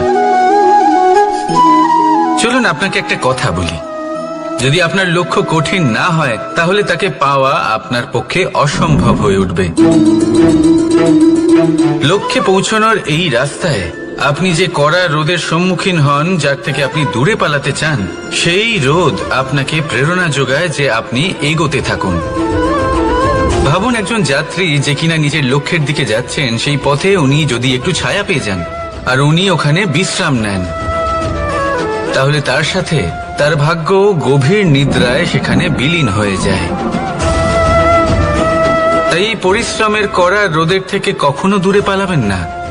জীবনে শুধু সামনে এগোতে থাকুন দৃঢ়তার সাথে। আর লক্ষ্য সরল হোক, কঠিন হোক বা অত্যাধিক কঠিন হোক, একটা কথা মনে রাখবেন, যে জীবনের লক্ষ্যে পৌঁছতে পেরেছে সে লক্ষ্য প্রাপ্তির জন্য আফসোস কখনোই করে না। রাধা রাধা। এই সংসারে সাফল্য লাভ করার জন্য জ্ঞানের প্রয়োজন হয়, পরিশ্রমের প্রয়োজন হয়, দৃঢ় নিষ্ঠার প্রয়োজন হয়, নিরন্তর চেষ্টা করা প্রয়োজনীয়। কিন্তু আরো কিছু আছে যা অত্যন্ত প্রয়োজনীয় এবং গুরুত্বপূর্ণ। তা হলো ভালো বন্ধু। তাদের থাকা অত্যন্ত প্রয়োজনীয়। যদি ভালো বন্ধু থাকে তাহলে সময় এলে তারা ঢাল হয়ে আপনাকে সুরক্ষা করবেন, সময় এলে অস্ত্রের মতো শত্রুকে সংহারও করবেন। যদি তিনি জ্ঞানী হন, তাদের মধ্যে সদ্গুণ থাকে, তাহলে এই সব গুণ আপনার মধ্যেও প্রবেশ করবে। তাহলে সাফল্যের জন্য ভালো বন্ধু পাওয়া অত্যন্ত প্রয়োজনীয়। কিন্তু শুধু বন্ধু কেন, ভালো শত্রুও থাকা প্রয়োজনীয়। এবার আপনি ভাববেন, আমি কি বললাম? যদি আপনার জীবনেও ভালো অর্থাৎ শক্তিশালী শত্রু থাকে, তাহলে আপনিও শক্তিশালী হতে থাকবেন। এই শত্রু আপনাকে প্রেরিত করবে আরো বেশি শক্তিশালী হয়ে ওঠার। কখনো কোনো হরিণকে দেখুন, তীব্র গতিতে দৌড়তে থাকে। কেন তীব্র গতিতে দৌড়য়? এই কারণে নয় যে কোথাও তার জন্য মধুর ঘাস অপেক্ষা করে রয়েছে, না। সে এই কারণে তীব্র গতিতে দৌড়য় কারণ সেটা না করলে তার পেছনে একটি সিংহ আছে যে ওকে নিজের ভোজন করে ফেলবে। তাই জীবনে বিপদ, সংকট, এই সবকিছুও হলো অত্যন্ত গুরুত্বপূর্ণ। তার সম্মুখীন হতে শিখুন আর আমার সাথে ভালোবেসে বলুন, রাধা রাধা। ধৈর্য, এই ধৈর্য কি কোনো গুণ, কোনো অনুভূতি, কোনো দৃষ্টিভঙ্গি? আমার জন্য ধৈর্য এক বাহন। আপনি হয়তো ভাবছেন, এই কেমন বাহন? বাহন তো ঘোড়া হতে পারে, হাতি হতে পারে, উটও হতে পারে, কিন্তু ধৈর্যকে বাহন বানানো মানে? চলুন আপনাকে একটা কথা বোঝাই। পৃথিবীতে এমন কোনো বাহন নেই যে তার আরোহীকে আছড়ে ফেলেনি। সেটা উট হোক বা হাতি হোক বা ঘোড়া হোক, চলতে চলতে কখনো নড়বড় করেই বসে। তারপর সেই আরোহী পড়ে কারোর পায়, তারপর পড়ে তার নিজের নজরে। কিন্তু ধৈর্যরূপী বাহন কখনো কাউকে ফেলে না, কখনো না। না সেই আরোহী কারোর পায়ে পড়ে, আর না তো নিজের নজরে। কারণ ধৈর্য আপনাকে বিবেক প্রদান করে, বিবেক আপনাকে পরিকল্পনায় সাহায্য করে, আর পরিকল্পনা প্রদান করে আপনাকে শক্তি, আপনার লক্ষ্যের দিকে অগ্রসর হওয়া। বুঝলেন? ধৈর্যকে সঙ্গে রাখুন, নিজেকে আরো ধৈর্যশীল করে তুলুন। এই ধৈর্যের সাহায্যে আরোহণ করে দেখুন কিভাবে এই বাহন আপনাকে আপনার গন্তব্যে পৌঁছে দেবে। রাধা রাধা। সংসারে এমন একটা ভ্রান্ত ধারণা রয়েছে যে সবকিছু ভাগ্যের দ্বারা পাওয়া যায়, কিন্তু ভাগ্য, প্রারব্ধ এ তো সকলের জন্যই সমান হয়। এটা তো ব্যক্তির উপরে নির্ভরশীল হয়, তার আকাঙ্ক্ষার উপরে নির্ভরশীল হয়, বাসনার উপরে নির্ভরশীল হয়, স্বভাবের উপরে নির্ভরশীল হয় যে উনি সেটা নিয়ে কি করেন। দেখুন, এই প্রসাদ কিন্তু সকলকেই দেওয়া হয়, কিন্তু তা গ্রহণ করবেন কিভাবে সেটা ব্যক্তির উপরে নির্ভর করে। আপনাকে এক উদাহরণ দিই। যেমন ধরুন, দুজন মানুষকে আমি একটা করে মাটির ডেলা দিলাম, সেটা নিয়ে তারা কি করবেন? একজন মানুষ তার ছোট ছোট ডেলা বানাবেন আর পথযাত্রীদের ওপরে ছুঁড়ে মারবেন, হাসি ঠাট্টা করবেন, তাদের বস্ত্র নোংরা করে দেবেন, সেটাতেই উনি আনন্দ পাবেন। অন্যদিকে দ্বিতীয় ব্যক্তি সেই মাটির ডেলা দিয়েই নিজের জন্য একটা কুঁড়ে ঘর বানাবেন। সেই কুঁড়ে ঘর যা রোদেতে, বৃষ্টিতে, ঝড়ে তাকে সুরক্ষিত রাখবে। অনুভূতি, এই অনুভূতি বদলাতে শিখুন। এই অনুভূতি অত্যন্ত গুরুত্বপূর্ণ। ভালোবাসাতেও এই অনুভূতি হলো অত্যন্ত গুরুত্বপূর্ণ। ভালোবাসা সে বন্ধুর সাথে হোক, মা বাবার সাথে হোক, ভাই বোনের সাথে হোক, স্ত্রীর সাথে হোক, যে কারোর সাথে হোক। মনে রাখবেন, এই হলো সেই অনুভূতি যা আপনার ভাগ্য নির্ধারণ করে থাকে। তাহলে আসুন আমার সাথে প্রেমের অনুভূতি নিয়ে বলুন, রাধা রাধা। লক্ষ্য, পথ আর সাফল্য, এই তিনটেই একে অপরের সাথে জড়িত, কিন্তু অনেকবার মানুষ এদের ঠিকভাবে বুঝতে পারেন না। তারা ভাবেন যে যেরকম লক্ষ্য হবে সেরকমই পথ হবে, সেই মতোই লক্ষ্য কঠিন হলে পথ কঠিন হবে, লক্ষ্য সরল হলে পথও সরল হবে। যদি আপনাকে আসল সত্যের সাথে অবগত করাই, তাহলে দেখবেন সবকিছুই এর উল্টো। লক্ষ্য নিজের পথ বানায় না, পথ সেটাই যেটা আপনি স্বয়ং নির্বাচন করে আপনি নিজে বানান। সেই অনুসারেই আপনি আপনার লক্ষ্যে পৌঁছতে পারবেন। সেই জন্য জীবনে যখনই লক্ষ্যে পৌঁছানোর পথের বিষয়ে আপনি কোনো সিদ্ধান্ত নেবেন, তাহলে তা ভেবে চিন্তে নেবেন, কারণ এই পথ অত্যন্ত গুরুত্বপূর্ণ। পথ যদি শুভ হয়। মানুষ কর্ম করেন। আমি বারংবার বলি যে ফলের আশা করবেন না। তাও মানুষ কোথাও না কোথাও নিজের কর্মের বদলে কোনো না কোনো ফলের আশা অবশ্যই রাখেন। কখনো তিনি সফল হন, কখনো অসফল। সেই জন্যই আমি বলি যে ফলের আশা কখনো রাখবেন না, কারণ সাফল্য বা অসফলতা মনের মধ্যে রাখলে কখনো কোনো লাভ হয় না। যদি সাফল্য মনের মধ্যে রাখেন তাহলে অহংকার জন্ম নেবে। যদি অসফলতা মনের মধ্যে রাখেন তাহলে এক হীনমন্যতায় আপনি ভুগবেন, যা দিয়ে কোনো শুভ কর্ম হবে না। সেই জন্য শুধুই কর্ম করে যান, কর্মেই মগ্ন থাকুন।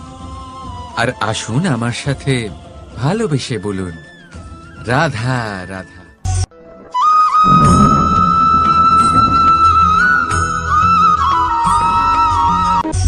বন্ধু আর শত্রু প্রত্যেকের জীবনের একটা বড় অংশ এর উপরে নির্ভরশীল হয়ে থাকে। আপনার জীবনে সফলতা আর অসফলতাও এর উপরে নির্ভরশীল। কিন্তু এই বন্ধু এবং শত্রুদের খুঁজে পাওয়ার জন্য আপনাদের বাইরে যাওয়ার প্রয়োজন নেই, কারণ এরা স্বয়ং আপনার ভেতরেই আছে।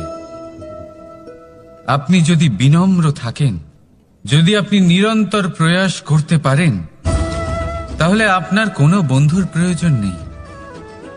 যদি আপনার মধ্যে অহংকার থাকে, যদি প্রতি কথায় আপনার মধ্যে ক্রোধ উৎপন্ন হয়, তাহলে আপনার শত্রুর কোনো প্রয়োজনই নেই।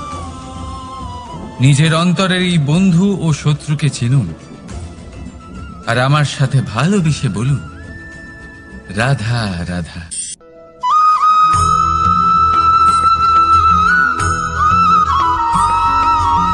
সংসারে সকলে উঁচুতে উঠতে চায়, কেউ নত হতে চায় না। সবাই এটা মনে করে যে নত হওয়ার অর্থ হলো তাদের আত্মসম্মান এবং অহংবোধের বিরুদ্ধাচরণ করা। তাদের মনে হয় যে যদি আমরা নত হই, সংসার আমাদের দুর্বল মনে করবে, তাদের শৌর্য এবং তাদের ব্যক্তিত্বের অপমান হবে। কিন্তু এটা কি সত্যি? প্রত্যেকবার নত হওয়ার অর্থ কি সম্মানহানি হওয়া? কখনোই নয়। আপনি নিজের জীবনকেই দেখে নিন। আপনার কোনো অমূল্য জিনিস যদি নিচে পড়ে যায়, তাহলে তাকে কিভাবে তোলেন? সেই বস্তুকে তোলার জন্য আপনাকে নত হতেই হবে। আপনি বড়দের আশীর্বাদ কিভাবে লাভ করেন? আপনি নত হয়ে তবেই তাদের আশীর্বাদ লাভ করতে পারেন, তাই না? ভেবে দেখুন, আপনি একটা পথে হাঁটছেন, আপনি দেখতে চাইছেন যে আপনি সঠিক পথে হাঁটছেন কিনা, পায়ের নিচে কাঁটা পড়ে আছে কিনা। কিভাবে দেখবেন? আপনাকে সেই মাথা নত করেই দেখতে হবে। এর অর্থ কি? অর্থ খুব সহজ। প্রত্যেকবার নত হওয়া অনুচিত নয়, সেটা কোনোভাবেই সম্মানহানি নয়। পরিস্থিতি অনুসারে এবং যেখানে প্রয়োজন, আপনি নত হতে শিখে গেলে আপনি অনেক কিছুই লাভ করতে পারবেন। জ্ঞান, মান, গুণ, বিশ্বাস। সেই জন্য প্রয়োজন এবং পরিস্থিতি অনুসারে নত হতে শিখুন, এতে অনুচিত কিছুই নেই। আত্মসম্মান থাকা অত্যন্ত প্রয়োজনীয়, কিন্তু তা যেন কখনো অহংকারে পরিণত না হয়। এই বিষয়ে অবশ্যই নজর রাখবেন এবং আমার সাথে ভালোবেসে বলবেন, রাধা রাধা।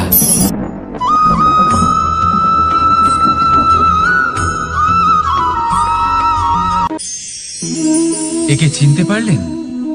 একে কুঠার বলা হয়।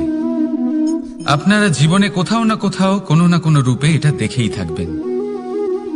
একটা ব্যাপার নিশ্চিত, এই কুঠার ছাড়া কোনো বৃক্ষকে কাটতে পারা সরল নয়। এবার আপনি কখনো এটা ভেবেছেন, এই কুঠার, এর এই অংশ, এর মুখটাই যদি না থাকে তাহলে কি হবে? এ শুধুমাত্র কোনো বৃক্ষই নয়, তার কোনো ডালও কাটতে সক্ষম হবে না।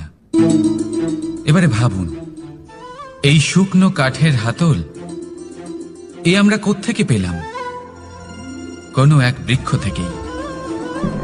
সেই ডাল যাকে কেটে ফেলা হয়েছিল, এক বৃক্ষকে কাটার জন্য এই ডালই শস্ত্ররূপে প্রস্তুত।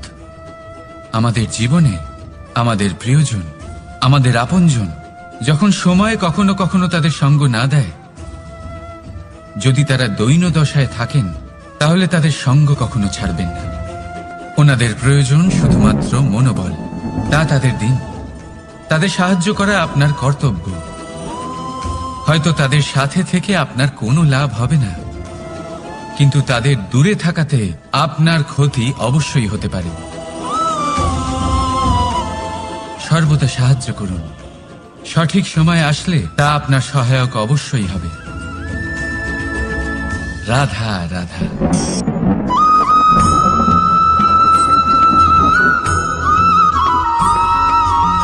যোগাসন। এই আগুনের জন্য যে শক্তির প্রয়োজন হয় তা আসে এই তেল থেকে। যদি এই তেল সমাপ্ত হয়ে যায়, তাহলে এই প্রকাশ তাও সমাপ্ত হয়ে যায়। আর আমাদের জীবনে এই তেল হলো আমাদের কর্ম, আর এই আগুন আর এর দ্বারা উৎপন্ন হওয়া প্রকাশ আমাদের ভাগ্য। যত আমাদের কর্ম ক্ষীণ হতে থাকবে, আমাদের ভাগ্য সৌভাগ্য কোথাও না কোথাও লুপ্ত হয়ে যাবে। যে উজ্জ্বল ভবিষ্যৎ আমরা চাইছি তা কখনো লাভ করতে পারবো না যদি কর্ম না করি। ঠিক যেমন তেল ছাড়া অগ্নি উৎপন্ন হয় না, তেমনি কর্ম ছাড়া সৌভাগ্য হয় না। আর যেমন কর্ম তেমন ভাগ্য।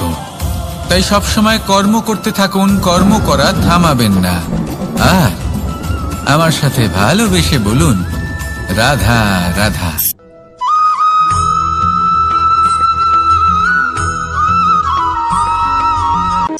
কোন ব্যক্তির ব্যক্তিত্ব কিভাবে তৈরি হয়?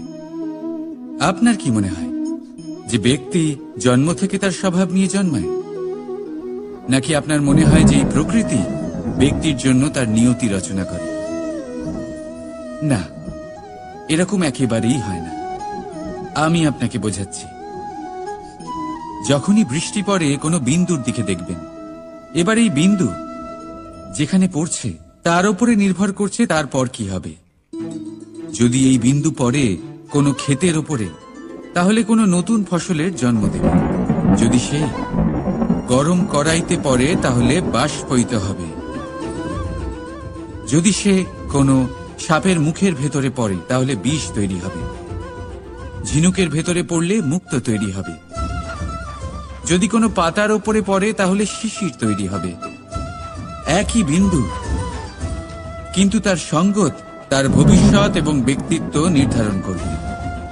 এবার এটা তো শুধুমাত্র এক বিন্দু।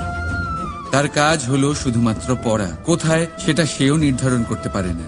কিন্তু আপনি হলেন মানুষ। আপনি বাছাই করতে পারবেন যে আপনার সঙ্গী কারা হবে, কাদের সাথে আপনি মেলামেশা করে বড় হবেন। তাই তা ভালোভাবে করুন, কারণ এই নির্বাচন আপনার হাতে। কারণ এই জীবন আপনার, ভবিষ্যৎ আপনার। এবার আপনি মহান হতে চান কি না, তার নির্ণয় আপনাকেই করতে হবে। আসুন আমার সাথে ভালোবেসে বলুন, রাধা রাধা।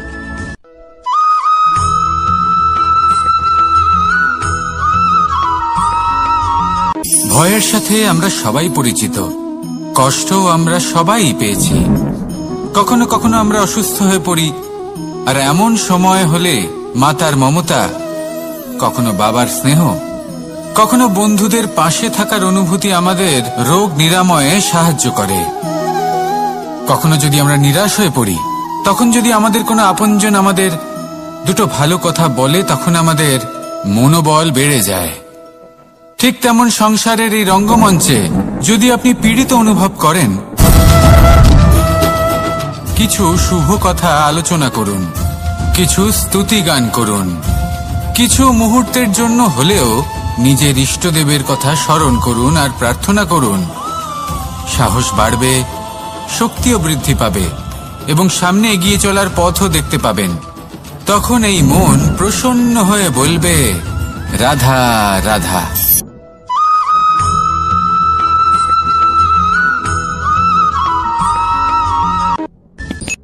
সূর্যের তাপ এতটাই প্রখর হয়, তা সমস্ত বনস্পতিকে শুষ্ক করে দেয়। পুকুর হোক, নদী হোক, সরোবর হোক, সমস্ত শুষ্ক হয়ে যায়। কিন্তু আপনি কখনো শুনেছেন সূর্যের তাপে সমুদ্র শুকিয়ে গেছে? এমন কখনোই হয় না। আর এর পেছনেই লুকিয়ে রয়েছে এক অমূল্য জীবনের শিক্ষা। সমুদ্রের মতো নিজেকে ধৈর্যশীল করে তুললে, নিজেকে সংযমী করে তুললে, সূর্যের তাপ আপনার কোনো ক্ষতি করতে পারবে না। আপনার অন্তর থেকে সেই তাপ বাষ্পায়িত হয়ে মেঘ তৈরি হয়ে সূর্যকে ঢেকে দেবে, আর তারপর হবে শুধু সাফল্যের বৃষ্টি। তাহলে আসুন আর আমার সাথে ধৈর্যের সাথে বলুন, রাধা রাধা।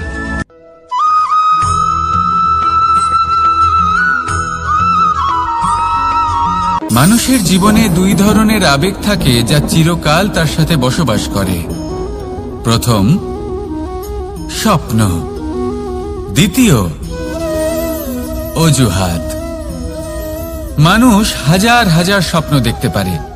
আমাকে এই কাজ করতে হবে, আমাকে ওখানে ঘুরতে যেতে হবে, আমায় জীবনে এই অসম্ভব কাজ বাস্তবায়িত করে দেখাতে হবে, আদি ইত্যাদি। এবার ঠিক যেমন স্বপ্ন দেখেন সেইভাবে অজুহাতও খুঁজে নিয়ে আসেন। আমি এই স্বপ্ন পূরণ করতে পারলাম না, কারণ আমাকে কেউ সাহায্যই করল না, কারণ আমি দুর্বল হয়ে পড়েছিলাম, কারণ আমার কাছে সময়ই ছিল না, আদি ইত্যাদি। এবার সাফল্য এবং অসফলতার মাঝখানে এই ধরনের সংঘর্ষ হতে থাকে। সাফল্য তখন লাভ করা সম্ভব যখন আপনার স্বপ্ন আপনার অজুহাতের থেকে অনেক বড় হয়, আর অসফলতা তখন পাবেন যখন আপনার অজুহাত আপনার স্বপ্নের থেকে অনেক বড় হয়। আপনি যদি সাফল্য লাভ করতে চান তাহলে চেষ্টা করতে থাকুন, পরিশ্রম করুন। যদি অসফল হন তাহলে ভয়ভীত হওয়ার কোনো প্রয়োজন নেই। নিজের ভুল বুঝুন, তাকে শুধরে নিন, আবার চেষ্টা করুন। কিন্তু যদি নিজের জীবনে অজুহাত নিয়ে আসেন তখন স্বপ্ন কখনো পূরণ হবে না। আসুন আমার সাথে ভালোবেসে বলুন, রাধা রাধা।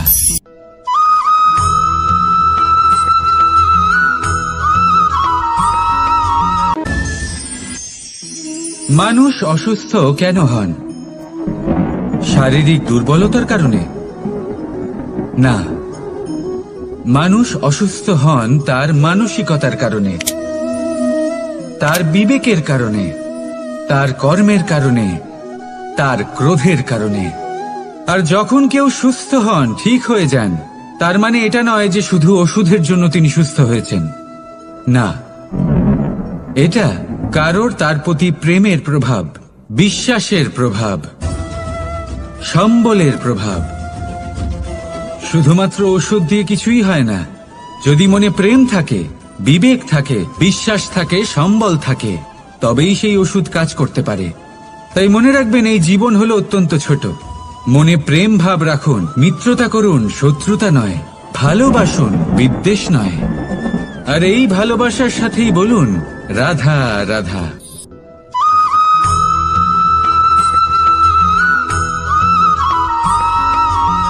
জীবন কিসের উপর নির্ভরশীল? ধনের ওপর, বৈভবের ওপর, নিঃশ্বাসের ওপর? না, এই জীবন নির্ভরশীল বিশ্বাসের ওপর। বিশ্বাস নিজের ওপর, বিশ্বাস আমাদের আপনজনের ওপর। কিন্তু যখন এই বিশ্বাস ভেঙে যায় তখন মানুষের মনও ভেঙে যায়, আর তারপর সে অন্য কিছু করতেই পারে না। তখন কি করা যেতে পারে? 3টে কাজ আছে যা আপনি করতে পারেন। প্রথম, ভালোবাসা। যাকে আপনি ভালোবাসেন, যারা আপনাকে ভালোবাসে, ভুল যারই হোক না কেন, তার কাছে ক্ষমা চাইতে কখনোই সংকোচ বোধ করবেন না। দ্বিতীয় হলো বিশ্বাস। যারা আপনাকে ভালোবাসেন, আপনাকে বিশ্বাস করেন, তাদের বিশ্বাস কখনো ভাঙবেন না। তৃতীয় হলো আশা। যারা আপনাকে ভালোবাসেন, আপনাকে বিশ্বাস করেন, তাদের আশা আপনার সাথে জড়িত। তাদের থেকে কখনো কিচ্ছু লুকোবেন না। এই 3টে কাজ করুন আর এই জীবন সুপ্রসন্ন হয়ে বলবে, রাধা রাধা।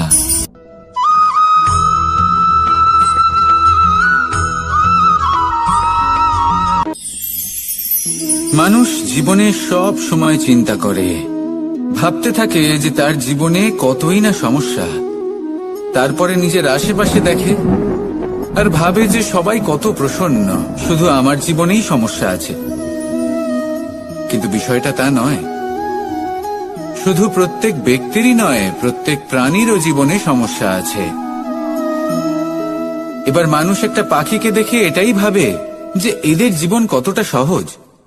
কোনো দেশেরই সীমারেখা এদের ওপর লাগু হয় না। কোথায় থাকবে সেই নিয়েও কোনো ভাবনা নেই। কত শান্তির জীবন এদের। তারপর সে একটা পিঁপড়েকে দেখে আর এটা ভাবে কি অসাধারণ, এদের তো সারা জীবনই মাটির উপরেই অতিবাহিত হয়, খাবারটাও মাটিতেই পেয়ে যায়। কি শান্তির জীবন এদের। কিন্তু যখন কোনো ঝড় আসে তখন সবার আগে সেই পাখির বাসাটাই ঝড়ে ভেঙে যায়। এই পাখি যে শাখাতেই গিয়ে বসে পড়ুক, তাদের উপর সবসময় সংকট থাকে যে ওপর থেকে কোনো বড় পাখি এসে তাদের উপর প্রহার না করে, তারা নিজেদের প্রাণ না হারায়। আর যদি কথা বলি পিঁপড়েকে নিয়ে, এদের উপর সবসময় সংকট থাকে যে কোনোভাবে বাতাস বা জল এদের ভাসিয়ে না নিয়ে যায়, কোনো প্রাণী ওকে পা দিয়ে পিষে না দেয়, এই পিঁপড়ে পিষ্ট হয়ে না মারা যায়।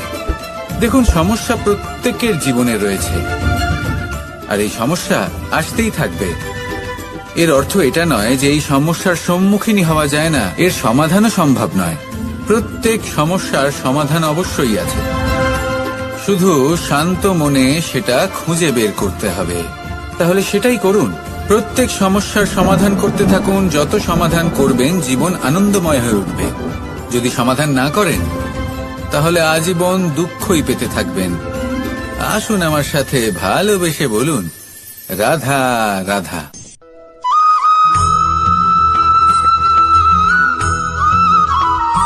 প্রেম হলো এই সংসারের সবথেকে বড় ঢাল এবং সবথেকে বড় অস্ত্র। এই প্রেম ছাড়া না কোনো ন্যায় হয় আর না কোনো শাস্ত্র, না জীবন আছে আর না অন্ত। এবার যদি এই প্রেম মনের মধ্যে বাস করতে শুরু করে তাহলে কখনো কোনো সমস্যাই হবে না, আর যদি হয়েও থাকে তাহলে তা স্থায়ী হবে না। এই প্রেম কি না করতে পারে? এই প্রেম সমস্ত সমস্যা মিটিয়ে ফেলতে পারে, আপনার মনের মধ্যে অহংকারকেও বিনাশ করে দিতে পারে, আপনাকে সাক্ষাৎ ঈশ্বরের সাথে দেখা করাতে পারে। তাই প্রেমের দ্বারা প্রয়াস করতে থাকুন।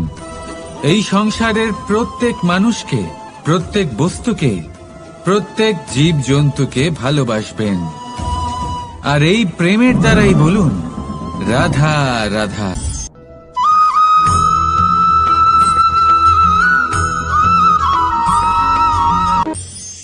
মানুষ এক অত্যন্ত বিচিত্র প্রাণী। পরিকল্পনা করে, ষড়যন্ত্র করে, প্রচেষ্টা করে, কাউকে পরাজিত করার চেষ্টাও করে। সাপকে একটা দড়ি মনে করে হাতে চেপে ধরার চেষ্টা করে, কিন্তু একটা কথা বুঝতেই পারে না, সময়ের এই সাপ, এটা হাতে চেপে ধরাই যায় না।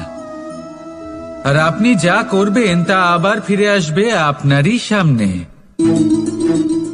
দেখুন, এতে কিছুই যায় আসে না যে আপনি কুম্ভকারের পুত্র নাকি কৃষ্ণের পুত্র। যদি আপনি অনুচিত কর্ম করেন তাহলে আপনার সাথেও অনুচিতই হবে, অশুভ কর্ম করলে আপনার সাথেও অশুভই হবে। কুরু বংশ অত্যন্ত মহান বংশ ছিল। এই কুরু বংশ কি হলো তার সাথে? একটা গোটা বংশ বয়ে গেল, কারণ ওনাদের উদ্দেশ্য অশুভ ছিল। অন্যদিকে 5 জন বনবাসী পাণ্ডব মহাভারত বিজয়ী হলেন, কারণ তাদের উদ্দেশ্য শুভ ছিল। তাই মনে রাখবেন, শুভ অগ্নি প্রজ্বলিত করবেন, শুভ তাপ সঞ্চার হবে। অশুভ অগ্নি প্রজ্বলিত করবেন, নরকেই জ্বলতে হবে। তাহলে আসুন আর আমার সাথে ভালোবেসে বলুন, রাধা রাধা।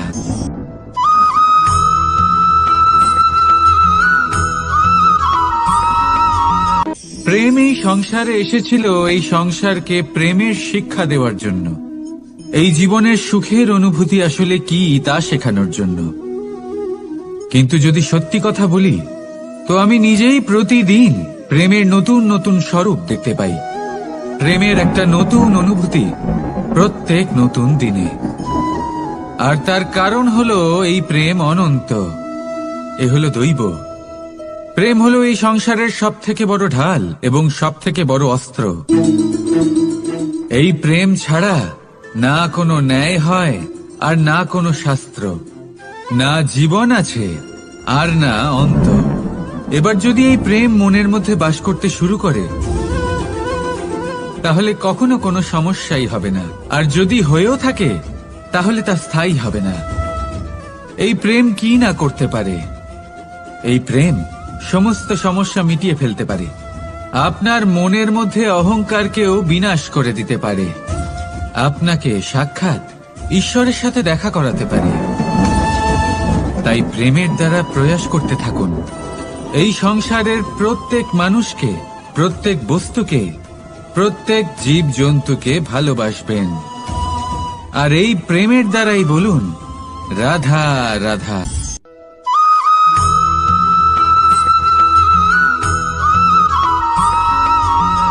জীবনে এমন কিছু কাজ রয়েছে যা আপনাকে একাই করতে হয়, আর এমন কিছু কাজ রয়েছে যা আপনাকে একসাথে মিলে করতে হয়, একজোট হয়ে, সঙ্গবদ্ধ হয়ে। এবার সঙ্গবদ্ধ বলতে কি বোঝাতে চাইছি? আমি তাদের কথা বলছি না যারা বাস্তবিকভাবে একে অপরের সাথে কাজ করেন। আমি তাদের কথা বলছি যারা একে অপরের থেকে দূরে থেকেও একে অপরকে বিশ্বাস করেন। আমি আগেও বলেছিলাম, সমস্ত বিশ্বের আশা বিশ্বাসেই বসবাস করে, তাই না? তাই যেখানে সমস্ত বিশ্ব আছে, সমস্ত সংসার আছে, সেইখানেই বিশ্বাস রয়েছে।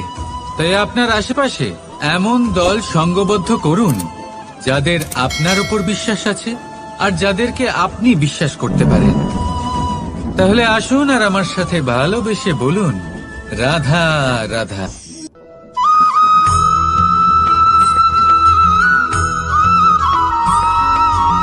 আমরা যে মানুষকে চাই, যাকে আমরা ভালোবাসি, তাকে একটা উপহার অবশ্যই দিতে চাই। এমন এক উপহার যা ওনার ভালো লাগবে, যা শ্রেষ্ঠ হবে, অতি প্রিয় হবে, বহুমূল্য হবে, বা বলতে পারেন মূল্যবান হবে। তাই আমরা কি করি? আমরা বাজারে যাই, তার জন্য স্বর্ণ, আভূষণ, হিরে, মুক্তো এইসব নিয়ে আসি। কিন্তু এটাই কি সর্বশ্রেষ্ঠ উপহার? কখনোই না। সর্বশ্রেষ্ঠ উপহার হলো স্বাধীনতা, তাকে নিজের মনের মতো বাঁচার স্বাধীনতা।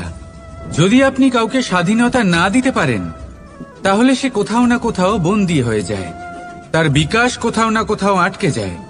কিন্তু যদি আপনি কাউকে স্বাধীনতা দিতে পারেন, তাহলে আপনি দেখবেন ও সমস্ত সংসারকে, এই জীবনকে নিজের দৃষ্টিভঙ্গি দিয়ে দেখবে, বুঝবে যে কোনটা হলো উচিত আর কোনটা হলো অনুচিত। আর এটাই হলো সর্বশ্রেষ্ঠ। আর এবার যদি কাউকে স্বাধীনতার মাধ্যমে এত বড় একটা শক্তি দিতে পারেন, তাহলে আপনি আমাকে বলুন, এর থেকে বড় উপহার আর কি হতে পারে? আসুন আর আমার সাথে ভালোবেসে বলুন, রাধা রাধা।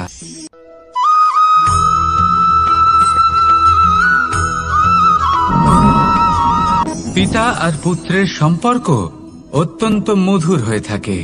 পিতা স্বপ্ন দেখেন, তাকে পূর্ণ করার সকল সম্ভাব্য চেষ্টা করেন, কিন্তু তাও অনেক সময় ওনার স্বপ্ন অপূর্ণ থেকে যায়। তখন পিতা ভাবেন যে স্বপ্ন উনি পূর্ণ করতে পারেননি, ওনার সন্তান তা অবশ্যই পূরণ করবে। যে স্থানে উনি কখনো পৌঁছতে পারেননি, সেই স্থানে ওনার পুত্র অবশ্যই পৌঁছবে। পিতা নিজের সন্তানের ভবিষ্যৎ নিয়ে সেই স্বপ্ন দেখেন, আর যখন সেই সন্তান সামনে এগোতে থাকে, তখন তার দুঃখ হয় না, বরং গর্ব হয়। ওনার ভালো লাগে এটা দেখে যে ওনার সন্তান অনেক উন্নতি করছে। কিন্তু যখন সন্তান নিজের অভিভাবকের শক্তি দেখে, তার যশ দেখে হিংসা করতে থাকে, সমস্যা সেইখানেই শুরু হয়। সেই জন্য সকল সন্তানকে এটা মনে রাখতে হবে, দেখুন, পুত্র হবার সুবাদে এক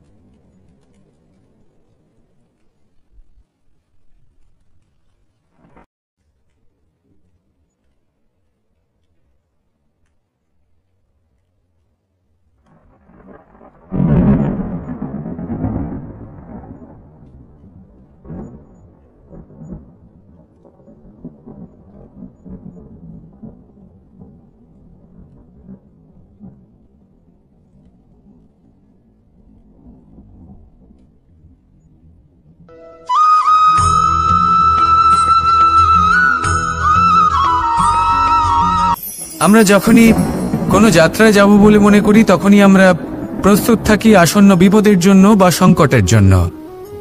যেমন যদি আমাদের মনে হয় যে আজকের পরিবেশ খুব ঠান্ডা হবে, তাহলে আমরা গরম বস্ত্র ধারণ করি বা সেটাকে সাথে নিয়ে যাই। যদি মনে হয় যে বৃষ্টি হতে পারে বা বৃষ্টি হয়ে চলেছে আমরা দেখছি, তাহলে আমরা একটা ছাতা সাথে নিয়ে নিই। আমরা প্রস্তুত থাকতে চাই এবং এটাই উচিত, এবং সেই কারণেই আমরা যাত্রায় সাফল্য লাভ করি। কিন্তু যদি আমরা কথা বলি জীবনযাত্রা নিয়ে, যা কিনা সব থেকে বেশি গুরুত্বপূর্ণ, তাহলে তার জন্য আমরা পূর্ণরূপে প্রস্তুত থাকি না। আশেপাশের মানুষ, এই সমাজ, আমাদের সাথী, আমাদের মিত্ররা যে কোনো মুহূর্তে বদলে যেতে পারেন। সেই জন্য আমরা নিজেদেরকে কখনো সাবধান করি না, কখনোই নিজেদের প্রস্তুত করি না। আমাদের এটা কখনোই মনে হয় না যে এরকম হতে পারে, আর সেই কারণেই শেষে গিয়ে আমরা অত্যন্ত দুঃখ পাই। একটা অমূল্য শিক্ষা আছে যেটা আমাদের লাভ করা উচিত। সতর্ক থাকা উচিত। এই জীবনযাত্রার জন্য শুধুমাত্র এই পরিবেশের বিষয়ে তথ্য সংগ্রহ করা বা তাকে অনুমান করা এটুকু হলেই চলবে না। আমাদের আশেপাশের মানুষজনকে দেখতে হবে, তাদের স্বভাব পরিস্থিতির ওপর নজর রাখতে হবে। যখন তারা রং পাল্টাচ্ছেন নজর রাখতে হবে, তা অত্যন্ত আবশ্যক। পরিবর্তন আপনার জীবনে অবশ্যম্ভাবী। সঠিকভাবে তার সম্মুখীন হন। আসুন আমার সাথে ভালোবেসে বলুন, রাধা রাধা।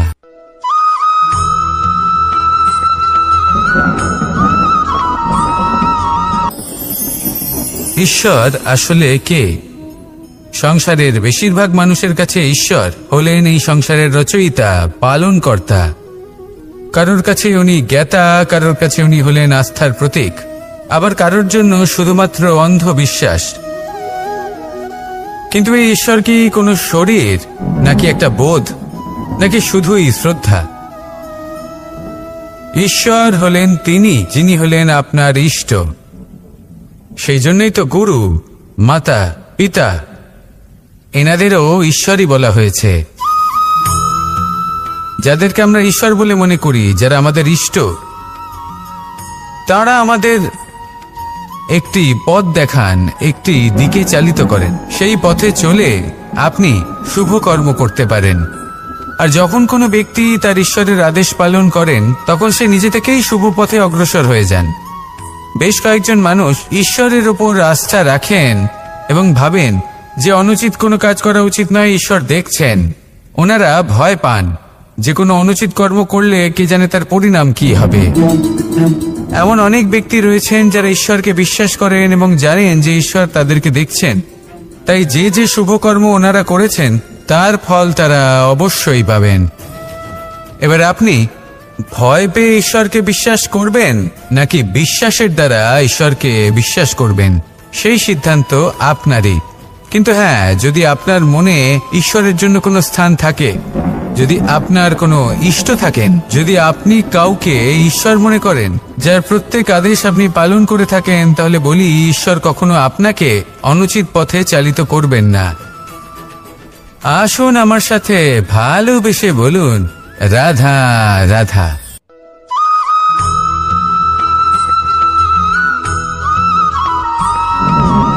আমি রথে যাত্রা করি।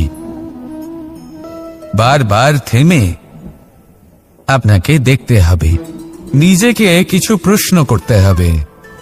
আমি কি আজ সেই কর্মই করছি যেটা আমি করতে চেয়েছিলাম? আমি কি আজ সেই জীবন যাপন করছি যেমন আমি যাপন করতে চেয়েছিলাম? যদি এই প্রশ্নগুলোর উত্তর হ্যাঁ হয়, তাহলে এগোতে থাকুন, নয়তো থেমে যান এবং বিচরণ করুন। মনে রাখবেন, এই সংসার অত্যন্ত জটিল, আর এতে হারিয়ে যাওয়া অত্যন্ত সরল। সেই জন্য নিজে থেকে বারবার থামা এবং জীবন চিন্তন করা অত্যন্ত আবশ্যক। তাহলে সেটাই করুন, আর আমার সাথে ভালোবেসে বলুন, রাধা রাধা।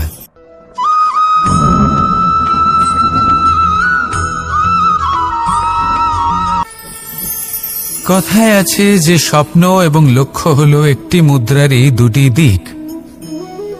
যতক্ষণ না স্বপ্ন দেখছেন, ততক্ষণ বুঝবেন কি করে আপনার লক্ষ্য কি? স্বপ্ন দেখে যদি নিজের লক্ষ্য বুঝতে পারেন, সেটা পেতে চান, তবেই সেটা লাভ করতে পারবেন। কিন্তু স্বপ্ন এবং লক্ষ্য এই দুইয়ের মধ্যে একটা ভারসাম্য রয়েছে, যেটা বজায় রাখা প্রয়োজনীয়। একে আমরা বলে থাকি পরিশ্রম। দেখুন, যদি আপনি স্বপ্ন দেখতে চান তাহলে পরিশ্রম ত্যাগ করে নিদ্রা লাভ প্রয়োজন, কিন্তু যদি আপনি লক্ষ্য লাভ করতে চান তাহলে আপনাকে নিদ্রা ত্যাগ করে পরিশ্রম করতে হবে। তাই আলস্য ত্যাগ করুন এবং সিদ্ধান্ত নিন যে আপনি কি চান। আপনার জীবনের এই তুলাদণ্ডে স্বপ্নের পাল্লা ভারী হওয়া প্রয়োজন নাকি লক্ষ্যের? আমার মতে এই দুইয়ের মধ্যে যদি ভারসাম্য বজায় রাখেন তবে পথ নিজে থেকেই সামনে আসবে। শুধু সেই পথে অগ্রসর হতে থাকুন এবং আমার সাথে ভালোবেসে বলুন, রাধা রাধা।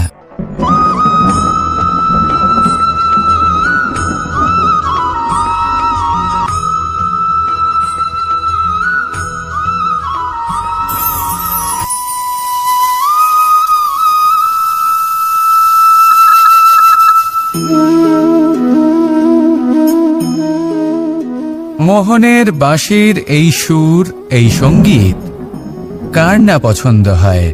সবারই খুব ভালো লাগে। এবার এই সুর আসে কোথা থেকে? কেউ বলবেন কৃষ্ণের হৃদয় থেকে।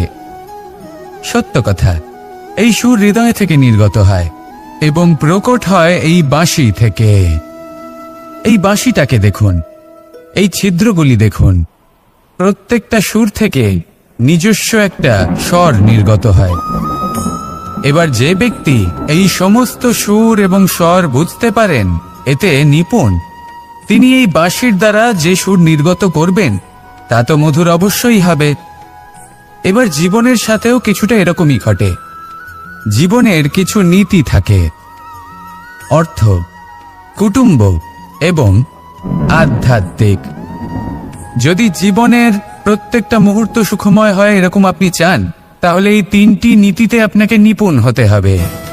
কোনো একটি বিশেষ নীতির প্রতি যদি আপনি বেশি ঝুঁকে পড়েন তাহলে বাকি দুই নীতি থেকে যা সুখ লাভ করা সম্ভব তা পারবেন না।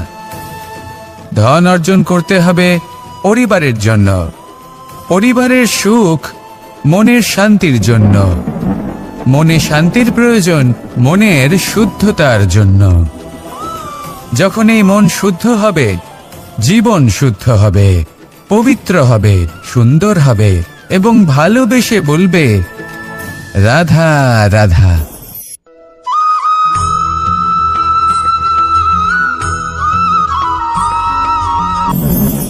আপনারা সবাই একটা গাছের পাতাকে দেখুন। যতক্ষণ পর্যন্ত গাছের সাথে, মানে গাছের ডালের সাথে জুড়ে থাকে, সে সবুজ থাকে, বাতাসের সাথে সে নড়তে থাকে। যতক্ষণ পর্যন্ত ও সূর্য থেকে পাওয়া রশ্মির শক্তি গাছে পৌঁছে দেয় ততক্ষণ ও ডালের সাথে যুক্ত থাকে। কিন্তু যখন সেই পাতা শুকিয়ে যায় তখন তার কোনো গুরুত্ব থাকে না। সেই পাতা গাছের ডালে এবং বৃক্ষের কাছে বোঝা হয়ে থেকে যায় এবং এমন এক সময় আসে যখন সেই ডালটি শুকনো সেই পাতাকে পরিত্যাগ করে। এটাই আমরা এই প্রকৃতিতে দেখি এবং এটাই হলো সত্য। আর এটাই আমাদের জীবনে খুব বড় একটা শিক্ষা। যদি আপনিও নিজের জীবনে নিজের আপনজনদের কাছে বোঝা স্বরূপ হয়ে দাঁড়ান, তাহলে তারা আপনাকে যতই ভালোবাসুক না কেন, ওনারা যদি নাও চান তাহলেও এমন এক দিন আসবে যখন আপনার আপনজন আপনাকে পরিত্যাগ করবে। সেই জন্য সবসময় আত্মনির্ভর হয়ে ওঠার চেষ্টা করুন, নিরন্তর পরিশ্রম করতে থাকুন, কারোর উপর বোঝা হয়ে থাকবেন না, বরং তার সাথে মিলে দায়িত্ব পালন করুন। এমনটা করবেন তাহলে আপনার সম্মানও বজায় থাকবে এবং সম্পর্কের মধ্যে আপনার মূল্যও বজায় থাকবে। আসুন আর আমার সাথে ভালোবেসে বলুন, রাধা রাধা।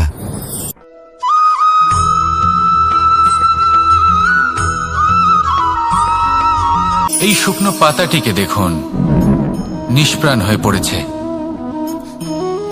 কোনো একটা সময় এই পাতাটি একটা গাছের ডালে ছিল। সেই গাছ ওর লালন পালন করত। যখন যখন বাতাস বইত, এই পাতায় কম্পন দেখা দিত, মনকে প্রফুল্ল করে তুলত। কোনো একদিন এই পাতা গাছের ডাল থেকে ঝরে পড়ে গেল। নিঃসন্দেহে ও নিজের স্বাধীনতা পেল, কিন্তু আস্তে আস্তে শুকিয়ে গেল, নিষ্প্রাণ হয়ে গেল। দেখুন, আমি এই কথা বলছি না যে স্বাধীনতা অনুচিত, কখনোই না। কিন্তু যে কোনো পরিস্থিতিতে স্বাধীন হতে চাওয়া এটা নিশ্চিতরূপে অনুচিত। আমরা যদি আমাদের জীবনে পরিবারের গুরুত্ব ভেবে দেখি, তাহলে এই পরিবারে যতই মতভেদ থাকুক না কেন, যতই মনোমালিন্য থাকুক না কেন, যতই বিবাদ থাকুক না কেন, এই সব মিটিয়ে নেওয়া অত্যন্ত প্রয়োজনীয়। সেই সবকিছু সমাপ্ত করা অত্যন্ত প্রয়োজনীয়। কখনো এই পরিবারকে ভাঙতে দেবেন না, কখনো এই পরিবার থেকে দূরে চলে যাবেন না। এই পরিবার হলো আমাদের জীবনের একটা অমূল্য সম্পদ, অমূল্য এক আশ্রয়, যা এই সংসারে হয়তো কোথাও আপনি পাবেন না। তাই একে আগলে রাখুন। ভেবে নিন আপনি পাতা আর আপনার পরিবার সেই গাছ। আসুন আমার সাথে ভালোবেসে বলুন, রাধা রাধা।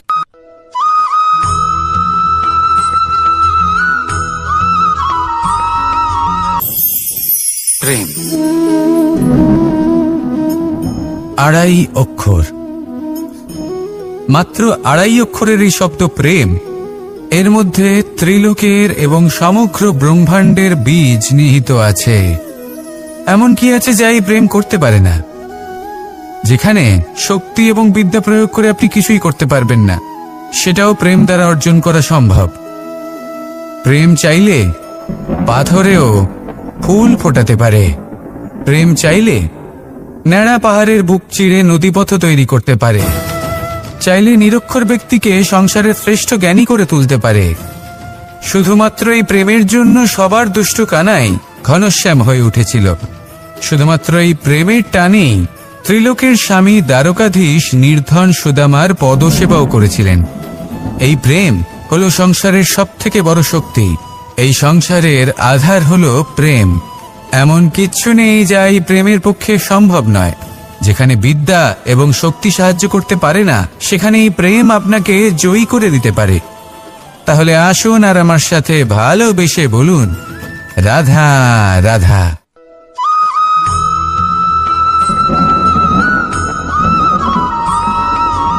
দীপাবলি আমাদের সবথেকে বড় উৎসব। শ্রীরাম রাবণকে পরাস্ত করে 14 বছরের বনবাস কাটিয়ে আবার অযোধ্যায় ফিরে এলেন অমাবস্যার রাত্রে। অযোধ্যায় সবাই খুব প্রসন্ন ছিলেন, খুবই উৎসাহিত ছিলেন। অযোধ্যায় সহস্র প্রদীপ প্রজ্বলিত করা হয়েছিল এই উৎসবে। একে আমরা দীপাবলি বলে থাকি। এবার এই বিষয়ে আমরা সকলে জানি। আপনি কি এটা জানেন যে শ্রীরাম বাস্তবে অমাবস্যার এক রাত আগেই অযোধ্যায় পৌঁছে গেছিলেন? সবার সামনে অমাবস্যার রাতে এসেছিলেন। এর কারণ কি? শ্রীরাম প্রমাণ করতে চেয়েছিলেন যে যে কোনো সময়, দিন হোক বা রাত, শুভ বা অশুভ হয় না। শুভ অশুভ কিছু থাকলে তা হলো মানুষের চিন্তা, তার ভাবনা, তার নির্বাচন আর তার কর্ম। নিজেই দেখে নিন, শ্রীরাম শুভ কাজ করে ফিরেছিলেন এবং অমাবস্যার মতো গভীর এক রাত্রিকেও দীপাবলিতে পরিবর্তিত করেছিলেন। এমনটাই যদি আমরা করতে পারি, তাহলে এমন কোন গৃহে যান যেখানে অসহায় ব্যক্তি রয়েছেন, যা অন্ধকারাচ্ছন্ন, আর সেখানে প্রকাশ প্রজ্বলিত করুন। প্রকাশ সহায়তার, প্রেরণার, আশার। যদি এমন কিছু আমরা করতে পারি, তাহলে তাকে প্রকৃত অর্থে দীপাবলি বলা যেতে পারে। তাহলে নিজের পরিবারের সাথে দীপাবলি পালন করুন। আপনাদের শুভেচ্ছা জানাই। আসুন আর আমার সাথে ভালোবেসে বলুন, রাধা রাধা।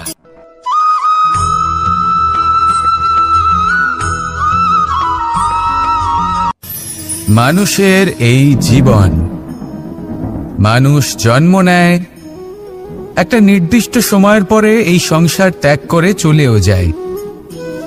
এবার শুধু এটাই আবশ্যক নয় যে এই জীবনকালকে আপনি যাপন করবেন, শুধু এটাই গুরুত্বপূর্ণ নয়। আবশ্যক এবং গুরুত্বপূর্ণ হলো এটা যে এই জীবনকালে আপনি এমন কিছু করেন যাতে এই সংসারের মঙ্গল হয়। যাতে এই সংসার আপনাকে মনে রাখে, আপনার থেকে প্রেরিত হয়, আপনার মতো হতে চায়, প্রত্যেক বছর আপনার জন্মতিথির অপেক্ষা করে, এমনভাবে আপনার জন্মদিন পালন করে যাতে সেটা মহোৎসবের আকার ধারণ করে। এবার এই জন্মদিন এমনি এমনি মহোৎসবে পরিণত হয় না। তখন হয় না যখন কোনো ব্যক্তি রাজার রূপে বা কোনো গোয়ালার রূপে জন্মগ্রহণ করে।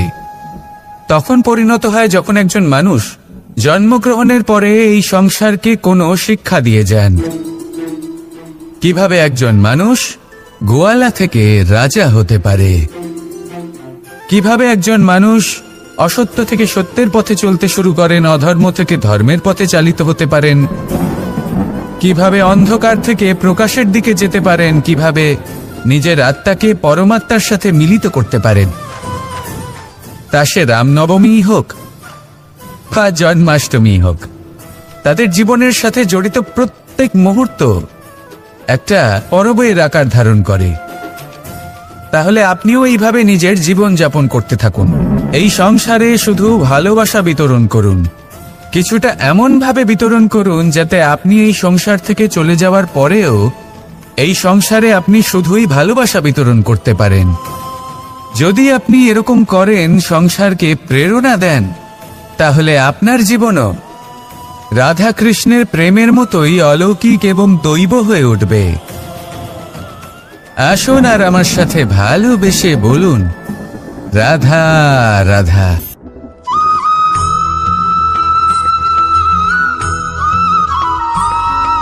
ভোজন। এই সংসারে যেই হোক না কেন, কোনো মানুষ হোক, কোনো প্রাণী হোক, কোনো কীট হোক বা কোনো বনস্পতি হোক, প্রত্যেকের জন্য ভোজন অতি আবশ্যক। কারণ ভোজন থেকেই শক্তি পাওয়া যায়, আর সেই শক্তি দিয়েই সংসারের, আমাদের জীবনের সমস্ত কার্য করা যায়। এবার এমন এক ধরনের শক্তি হয় যা শীতের ঋতুতে সূর্য থেকে আমরা পেয়ে থাকি, আর আরেক ধরনের উত্তাপ হয় যা দিয়ে ভোজন রান্না করা হয়, সুস্বাদু নানান ধরনের ভোজন। এবার অত্যন্ত গুরুত্বপূর্ণ হলো যে ব্যক্তি সেই ভোজন বানাচ্ছেন তার মানসিক পরিস্থিতি এবং সেই ব্যক্তি যিনি ভোজন গ্রহণ করছেন তার মানসিক অবস্থা।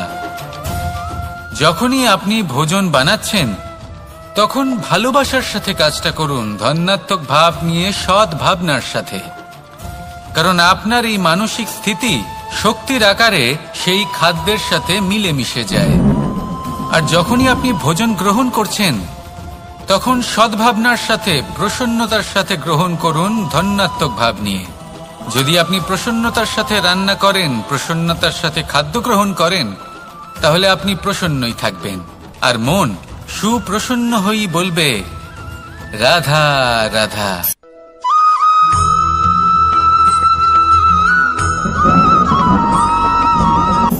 কথায় আছে সংসারে নাকি সকল রোগের ওষুধ আছে। যদি আপনি নিজের শরীরকে ভালোবাসেন তাহলে ব্যায়াম করুন, যদি নিজের নিঃশ্বাস প্রশ্বাসকে ভালোবাসেন তাহলে প্রাণায়াম করুন, যদি আপনি নিজের আত্মাকে ভালোবাসেন তাহলে ধ্যান করুন, কিন্তু যদি আপনি নিজের জীবনকে, পরমাত্মাকে ভালোবাসেন তাহলে সকলকে ভালোবাসতে থাকুন। এই ভালোবাসা অত্যন্ত গুরুত্বপূর্ণ এবং আবশ্যক। ভালোবাসার থেকে ভালো না কোনো ওষুধ আছে, না আছে কোনো আসন। এর থেকে ভালো না কোনো ব্যায়াম আছে, আর না কোনো প্রাণায়াম। এই ভালোবাসা বড় বড় সমস্যারও সমাধান করতে পারে।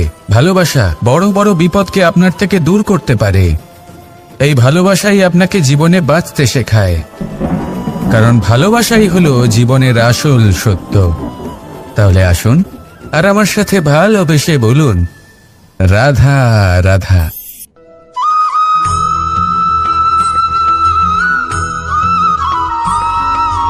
আমি মনুষ্যরূপে জন্ম নিয়েছি এবং সমস্ত কর্ম এই রূপেই করেছি, কিন্তু আশ্চর্যের বিষয় হলো যে আজও মানুষ আসেন এবং হাত জোড় করে প্রার্থনা করেন যেন আমি ওনাদের সহায়।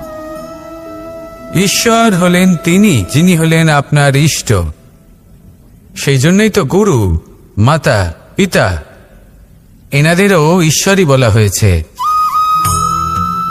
যাদেরকে আমরা ঈশ্বর বলে মনে করি, যারা আমাদের ইষ্ট, তারা আমাদের একটি পথ দেখান, একটি দিকে চালিত করেন। সেই পথে চলে আপনি শুভ কর্ম করতে পারেন। আর যখন কোনো ব্যক্তি তার ঈশ্বরের আদেশ পালন করেন, তখন সে নিজে থেকেই শুভ পথে অগ্রসর হয়ে যান। বেশ কয়েকজন মানুষ ঈশ্বরের ওপর আস্থা রাখেন এবং ভাবেন যে অনুচিত কোনো কাজ করা উচিত নয়, ঈশ্বর দেখছেন। ওনারা ভয় পান যে কোনো অনুচিত কর্ম করলে কে জানে তার পরিণাম কি হবে। এমন অনেক ব্যক্তি রয়েছেন যারা ঈশ্বরকে বিশ্বাস করেন এবং জানেন যে ঈশ্বর তাদেরকে দেখছেন, তাই যে যে শুভকর্ম ওনারা করেছেন তার ফল তারা অবশ্যই পাবেন। এবার আপনি ভয় পেয়ে ঈশ্বরকে বিশ্বাস করবেন নাকি বিশ্বাসের দ্বারা ঈশ্বরকে বিশ্বাস করবেন, সেই সিদ্ধান্ত আপনারই। কিন্তু হ্যাঁ, যদি আপনার মনে ঈশ্বরের জন্য কোনো স্থান থাকে, যদি আপনার কোনো ইষ্ট থাকেন, যদি আপনি কাউকে ঈশ্বর মনে করেন যার প্রত্যেক আদেশ আপনি পালন করে থাকেন, তাহলে বলি ঈশ্বর কখনো আপনাকে অনুচিত পথে চালিত করবেন না। আসুন আমার সাথে ভালোবেসে বলুন, রাধা রাধা।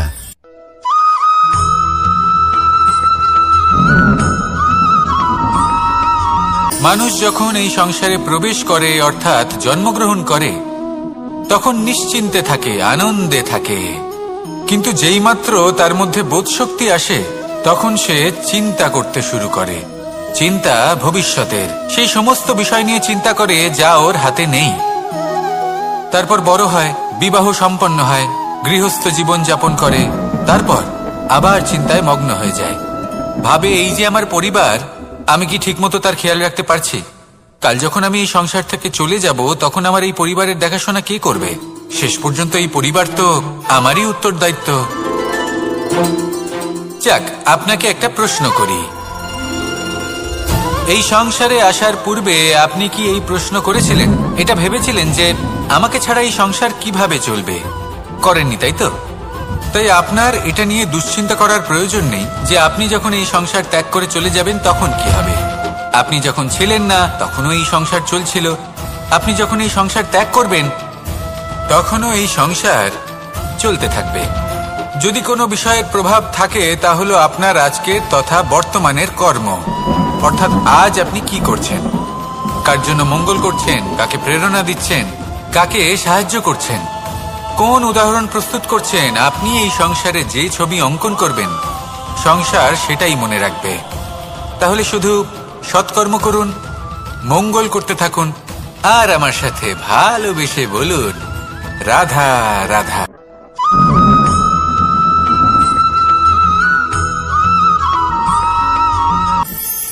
কথায় আছে যে স্বপ্ন এবং লক্ষ্য হলো একটি মুদ্রারই দুটি দিক। যতক্ষণ না স্বপ্ন দেখছেন, ততক্ষণ বুঝবেন কি করে আপনার লক্ষ্য কি? স্বপ্ন দেখে যদি নিজের লক্ষ্য বুঝতে পারেন, সেটা পেতে চান, তবেই সেটা লাভ করতে পারবেন। কিন্তু স্বপ্ন এবং লক্ষ্য, এই দুইয়ের মধ্যে একটা ভারসাম্য রয়েছে যেটা বজায় রাখা প্রয়োজনীয়। একে আমরা বলে থাকি পরিশ্রম। দেখুন, যদি আপনি স্বপ্ন দেখতে চান, তাহলে পরিশ্রম ত্যাগ করে নিদ্রা লাভ প্রয়োজন। কিন্তু যদি আপনি লক্ষ্য লাভ করতে চান, তাহলে আপনাকে নিদ্রা ত্যাগ করে পরিশ্রম করতে হবে। তাই আলস্য ত্যাগ করুন এবং সিদ্ধান্ত নিন যে আপনি কি চান। আপনার জীবনের এই তুলাদণ্ডে স্বপ্নের পাল্লা ভারী হওয়া প্রয়োজন নাকি লক্ষ্যের? আমার মতে এই দুইয়ের মধ্যে যদি ভারসাম্য বজায় রাখেন, তবে পথ নিজে থেকেই সামনে আসবে। শুধু সেই পথে অগ্রসর হতে থাকুন এবং আমার সাথে ভালোবেসে বলুন, রাধা রাধা।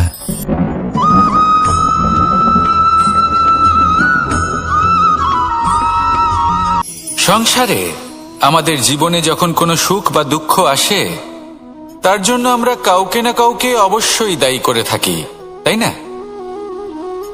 এই ব্যক্তি আমাদের সাথে এরকম কাজ করেছেন, তাই আমার সাথে এমন হলো।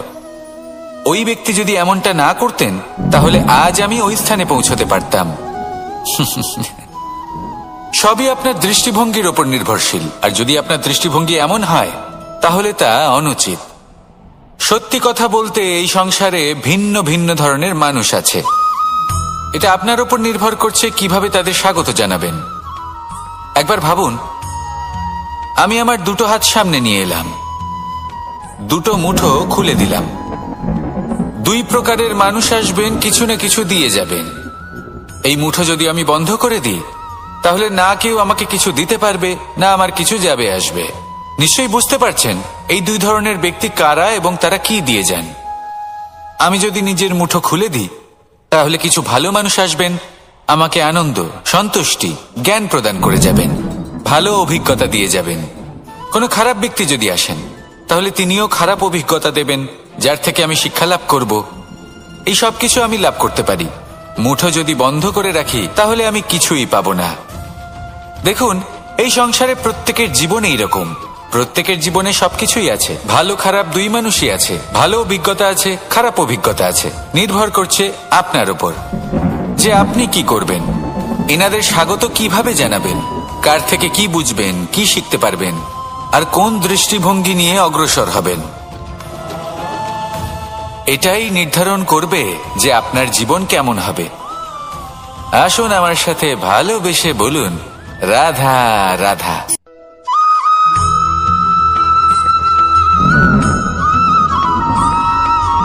আমরা যখনই কোনো যাত্রায় যাব বলে মনে করি, তখনই আমরা প্রস্তুত থাকি আসন্ন বিপদের জন্য বা সংকটের জন্য।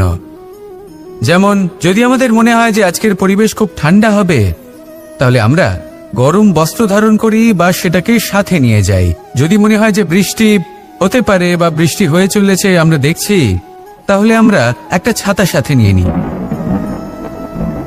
আমরা প্রস্তুত থাকতে চাই এবং এটাই উচিত, এবং সেই কারণেই আমরা যাত্রায় সাফল্য লাভ করি। কিন্তু যদি আমরা কথা বলি জীবনযাত্রা নিয়ে, যা কিনা সব থেকে বেশি গুরুত্বপূর্ণ, তাহলে তার জন্য আমরা পূর্ণরূপে প্রস্তুত থাকি না। আশেপাশের মানুষ, এই সমাজ, আমাদের সাথী, আমাদের মিত্ররা যে কোনো মুহূর্তে বদলে যেতে পারেন। সেই জন্য আমরা নিজেদেরকে কখনো সাবধান করি না, কখনোই নিজেদের প্রস্তুত করি না। আমাদের এটা কখনোই মনে হয় না যে এরকম হতে পারে, আর সেই কারণেই শেষে গিয়ে আমরা অত্যন্ত দুঃখ পাই। একটা অমূল্য শিক্ষা আছে যেটা আমাদের লাভ করা উচিত। সতর্ক থাকা উচিত। এই জীবনযাত্রার জন্য শুধুমাত্র এই পরিবেশের বিষয়ে তথ্য সংগ্রহ করা বা তাকে অনুমান করা, এটুকু হলেই চলবে না। আমাদের আশেপাশের মানুষজনকে দেখতে হবে, তাদের স্বভাব পরিস্থিতির ওপর নজর রাখতে হবে। যখন তারা রং পাল্টাচ্ছেন, নজর রাখতে হবে। তা অত্যন্ত আবশ্যক। পরিবর্তন আপনার জীবনে অবশ্যম্ভাবী। সঠিকভাবে তার সম্মুখীন হন। আসুন আমার সাথে ভালোবেসে বলুন, রাধা রাধা।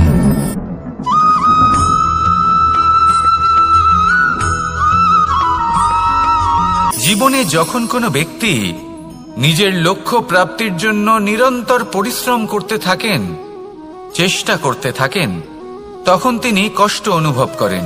কখনো শারীরিক কষ্ট, কখনো মানসিক কষ্ট। এবার উনি এটা ভাবতে থাকেন যে আমি কি উচিত করছি নাকি অনুচিত করছি। কারণ অন্যদিকে এমন একজন ব্যক্তিও আছেন যিনি একদমই পরিশ্রম, চেষ্টা করছেন না। তিনি মদিরা পান করেন, বিলাসিতায় জীবন কাটান, অলস প্রকৃতির হয়ে ওঠেন, নিদ্রাতে বিলীন হয়ে থাকেন আর ভাবেন যে তিনি সুখ লাভ করছেন। কিন্তু এরকম কেন হয়? কারণ যখন আমরা সৎ পথে থাকি, উচিত পথে চলি, লক্ষ্য প্রাপ্ত করার জন্য চেষ্টা করতে থাকি, তখন আমাদের ভেতরে থাকা নেতিবাচক শক্তি এবং পাপ এই দেহকে ত্যাগ করে দেয়। আর এই অনুভূতিটাই আমাদের দুঃখের অনুভূতি দেয়, কষ্ট দেয়। এবার সেখানে যদি আমরা কুপথে চলি, অনুচিত পথে চলতে থাকি, তাহলে আমাদের ভেতরে থাকা পুণ্য এবং ধনাত্মক শক্তি আমাদের দেহ ত্যাগ করে দেয়। আর এই অনুভূতির কারণেই আমরা সুখ অনুভব করি। কিন্তু কখনো ভাববেন যে এই সুখ বেশি সময় পর্যন্ত থাকে না।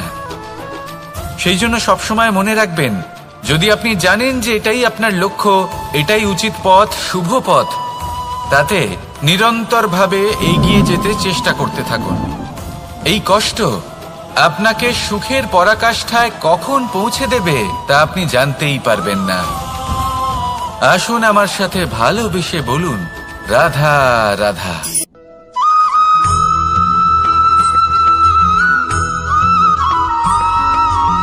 প্রতিনিধি ওই বৃক্ষের পাতাকেই মনে করা হতো। সব প্রশংসা ওই পাতাকেই করা হতো। যেখানে চোখের আড়ালে থাকা সেই জল মাটির নিচে থেকে নিঃস্বার্থভাবে নিজের কাজ করে যেত, সেই বৃক্ষকে শক্তি প্রদান করত। কয়েকদিন পরে সেই পাতার অহংকার হতে শুরু করলো। সে ভাবতে শুরু করলো যে আমিই হলাম এই জলের অস্তিত্ব, আমি আছি সেই কারণেই এই জলের কথা স্মরণ করা হয়। আর কিছুদিন পরে সেই বৃক্ষ সেই জল শোষণ করা বন্ধ করে দিল এবং সর্বপ্রথম মৃত্যু হলো সেই পাতার। সেই পাতা যা আকাশকে স্পর্শ করছিল তা ঝরে মাটিতে পড়ে গেল। আর প্রত্যেক ব্যক্তি তার ওপর দিয়ে হেঁটে চলে যেত, তাকে দেখে আর কেউ প্রশংসা করত না। সেই জন্য জীবনে কখনো অহংকার করবেন না, বিশেষ করে তাদের কখনো অহংকার প্রদর্শন করবেন না যাদের কারণে আপনি সাফল্য লাভ করেছেন, যারা আপনার জীবনের আধার। চিরকাল তাদের প্রতি কৃতজ্ঞ থাকুন, তাদের সাথে সম্পর্ক বজায় রাখুন, তাদের সাহায্য করুন আর আমার সাথে ভালোবেসে বলুন, রাধা রাধা।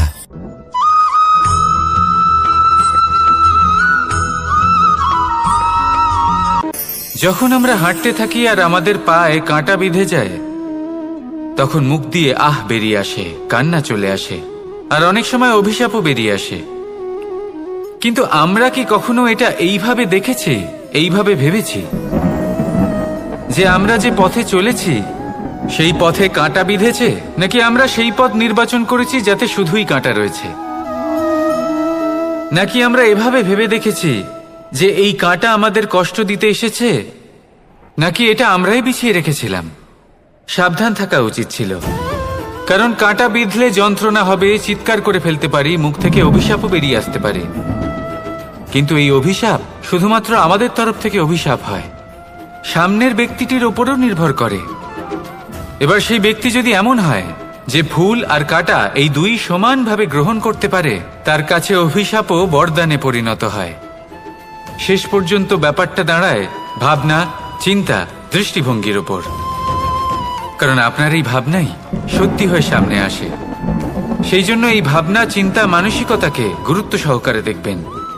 এই বিবেচনা নিয়ে বিবেচনা করতে শিখুন। আমার কথার অর্থ হলো যে জীবনে যখন এরকম কিছু একটা ঘটবে, তখন ভেবে দেখুন যে এরকম কেন হলো।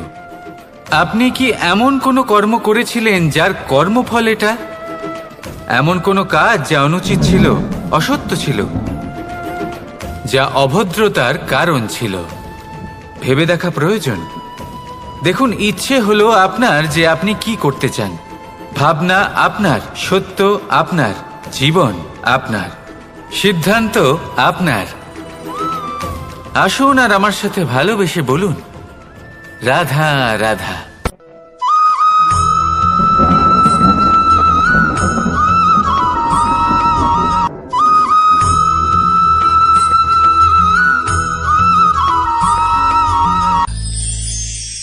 আমরা অনেকবার লোকের থেকে এই কথা শুনেছি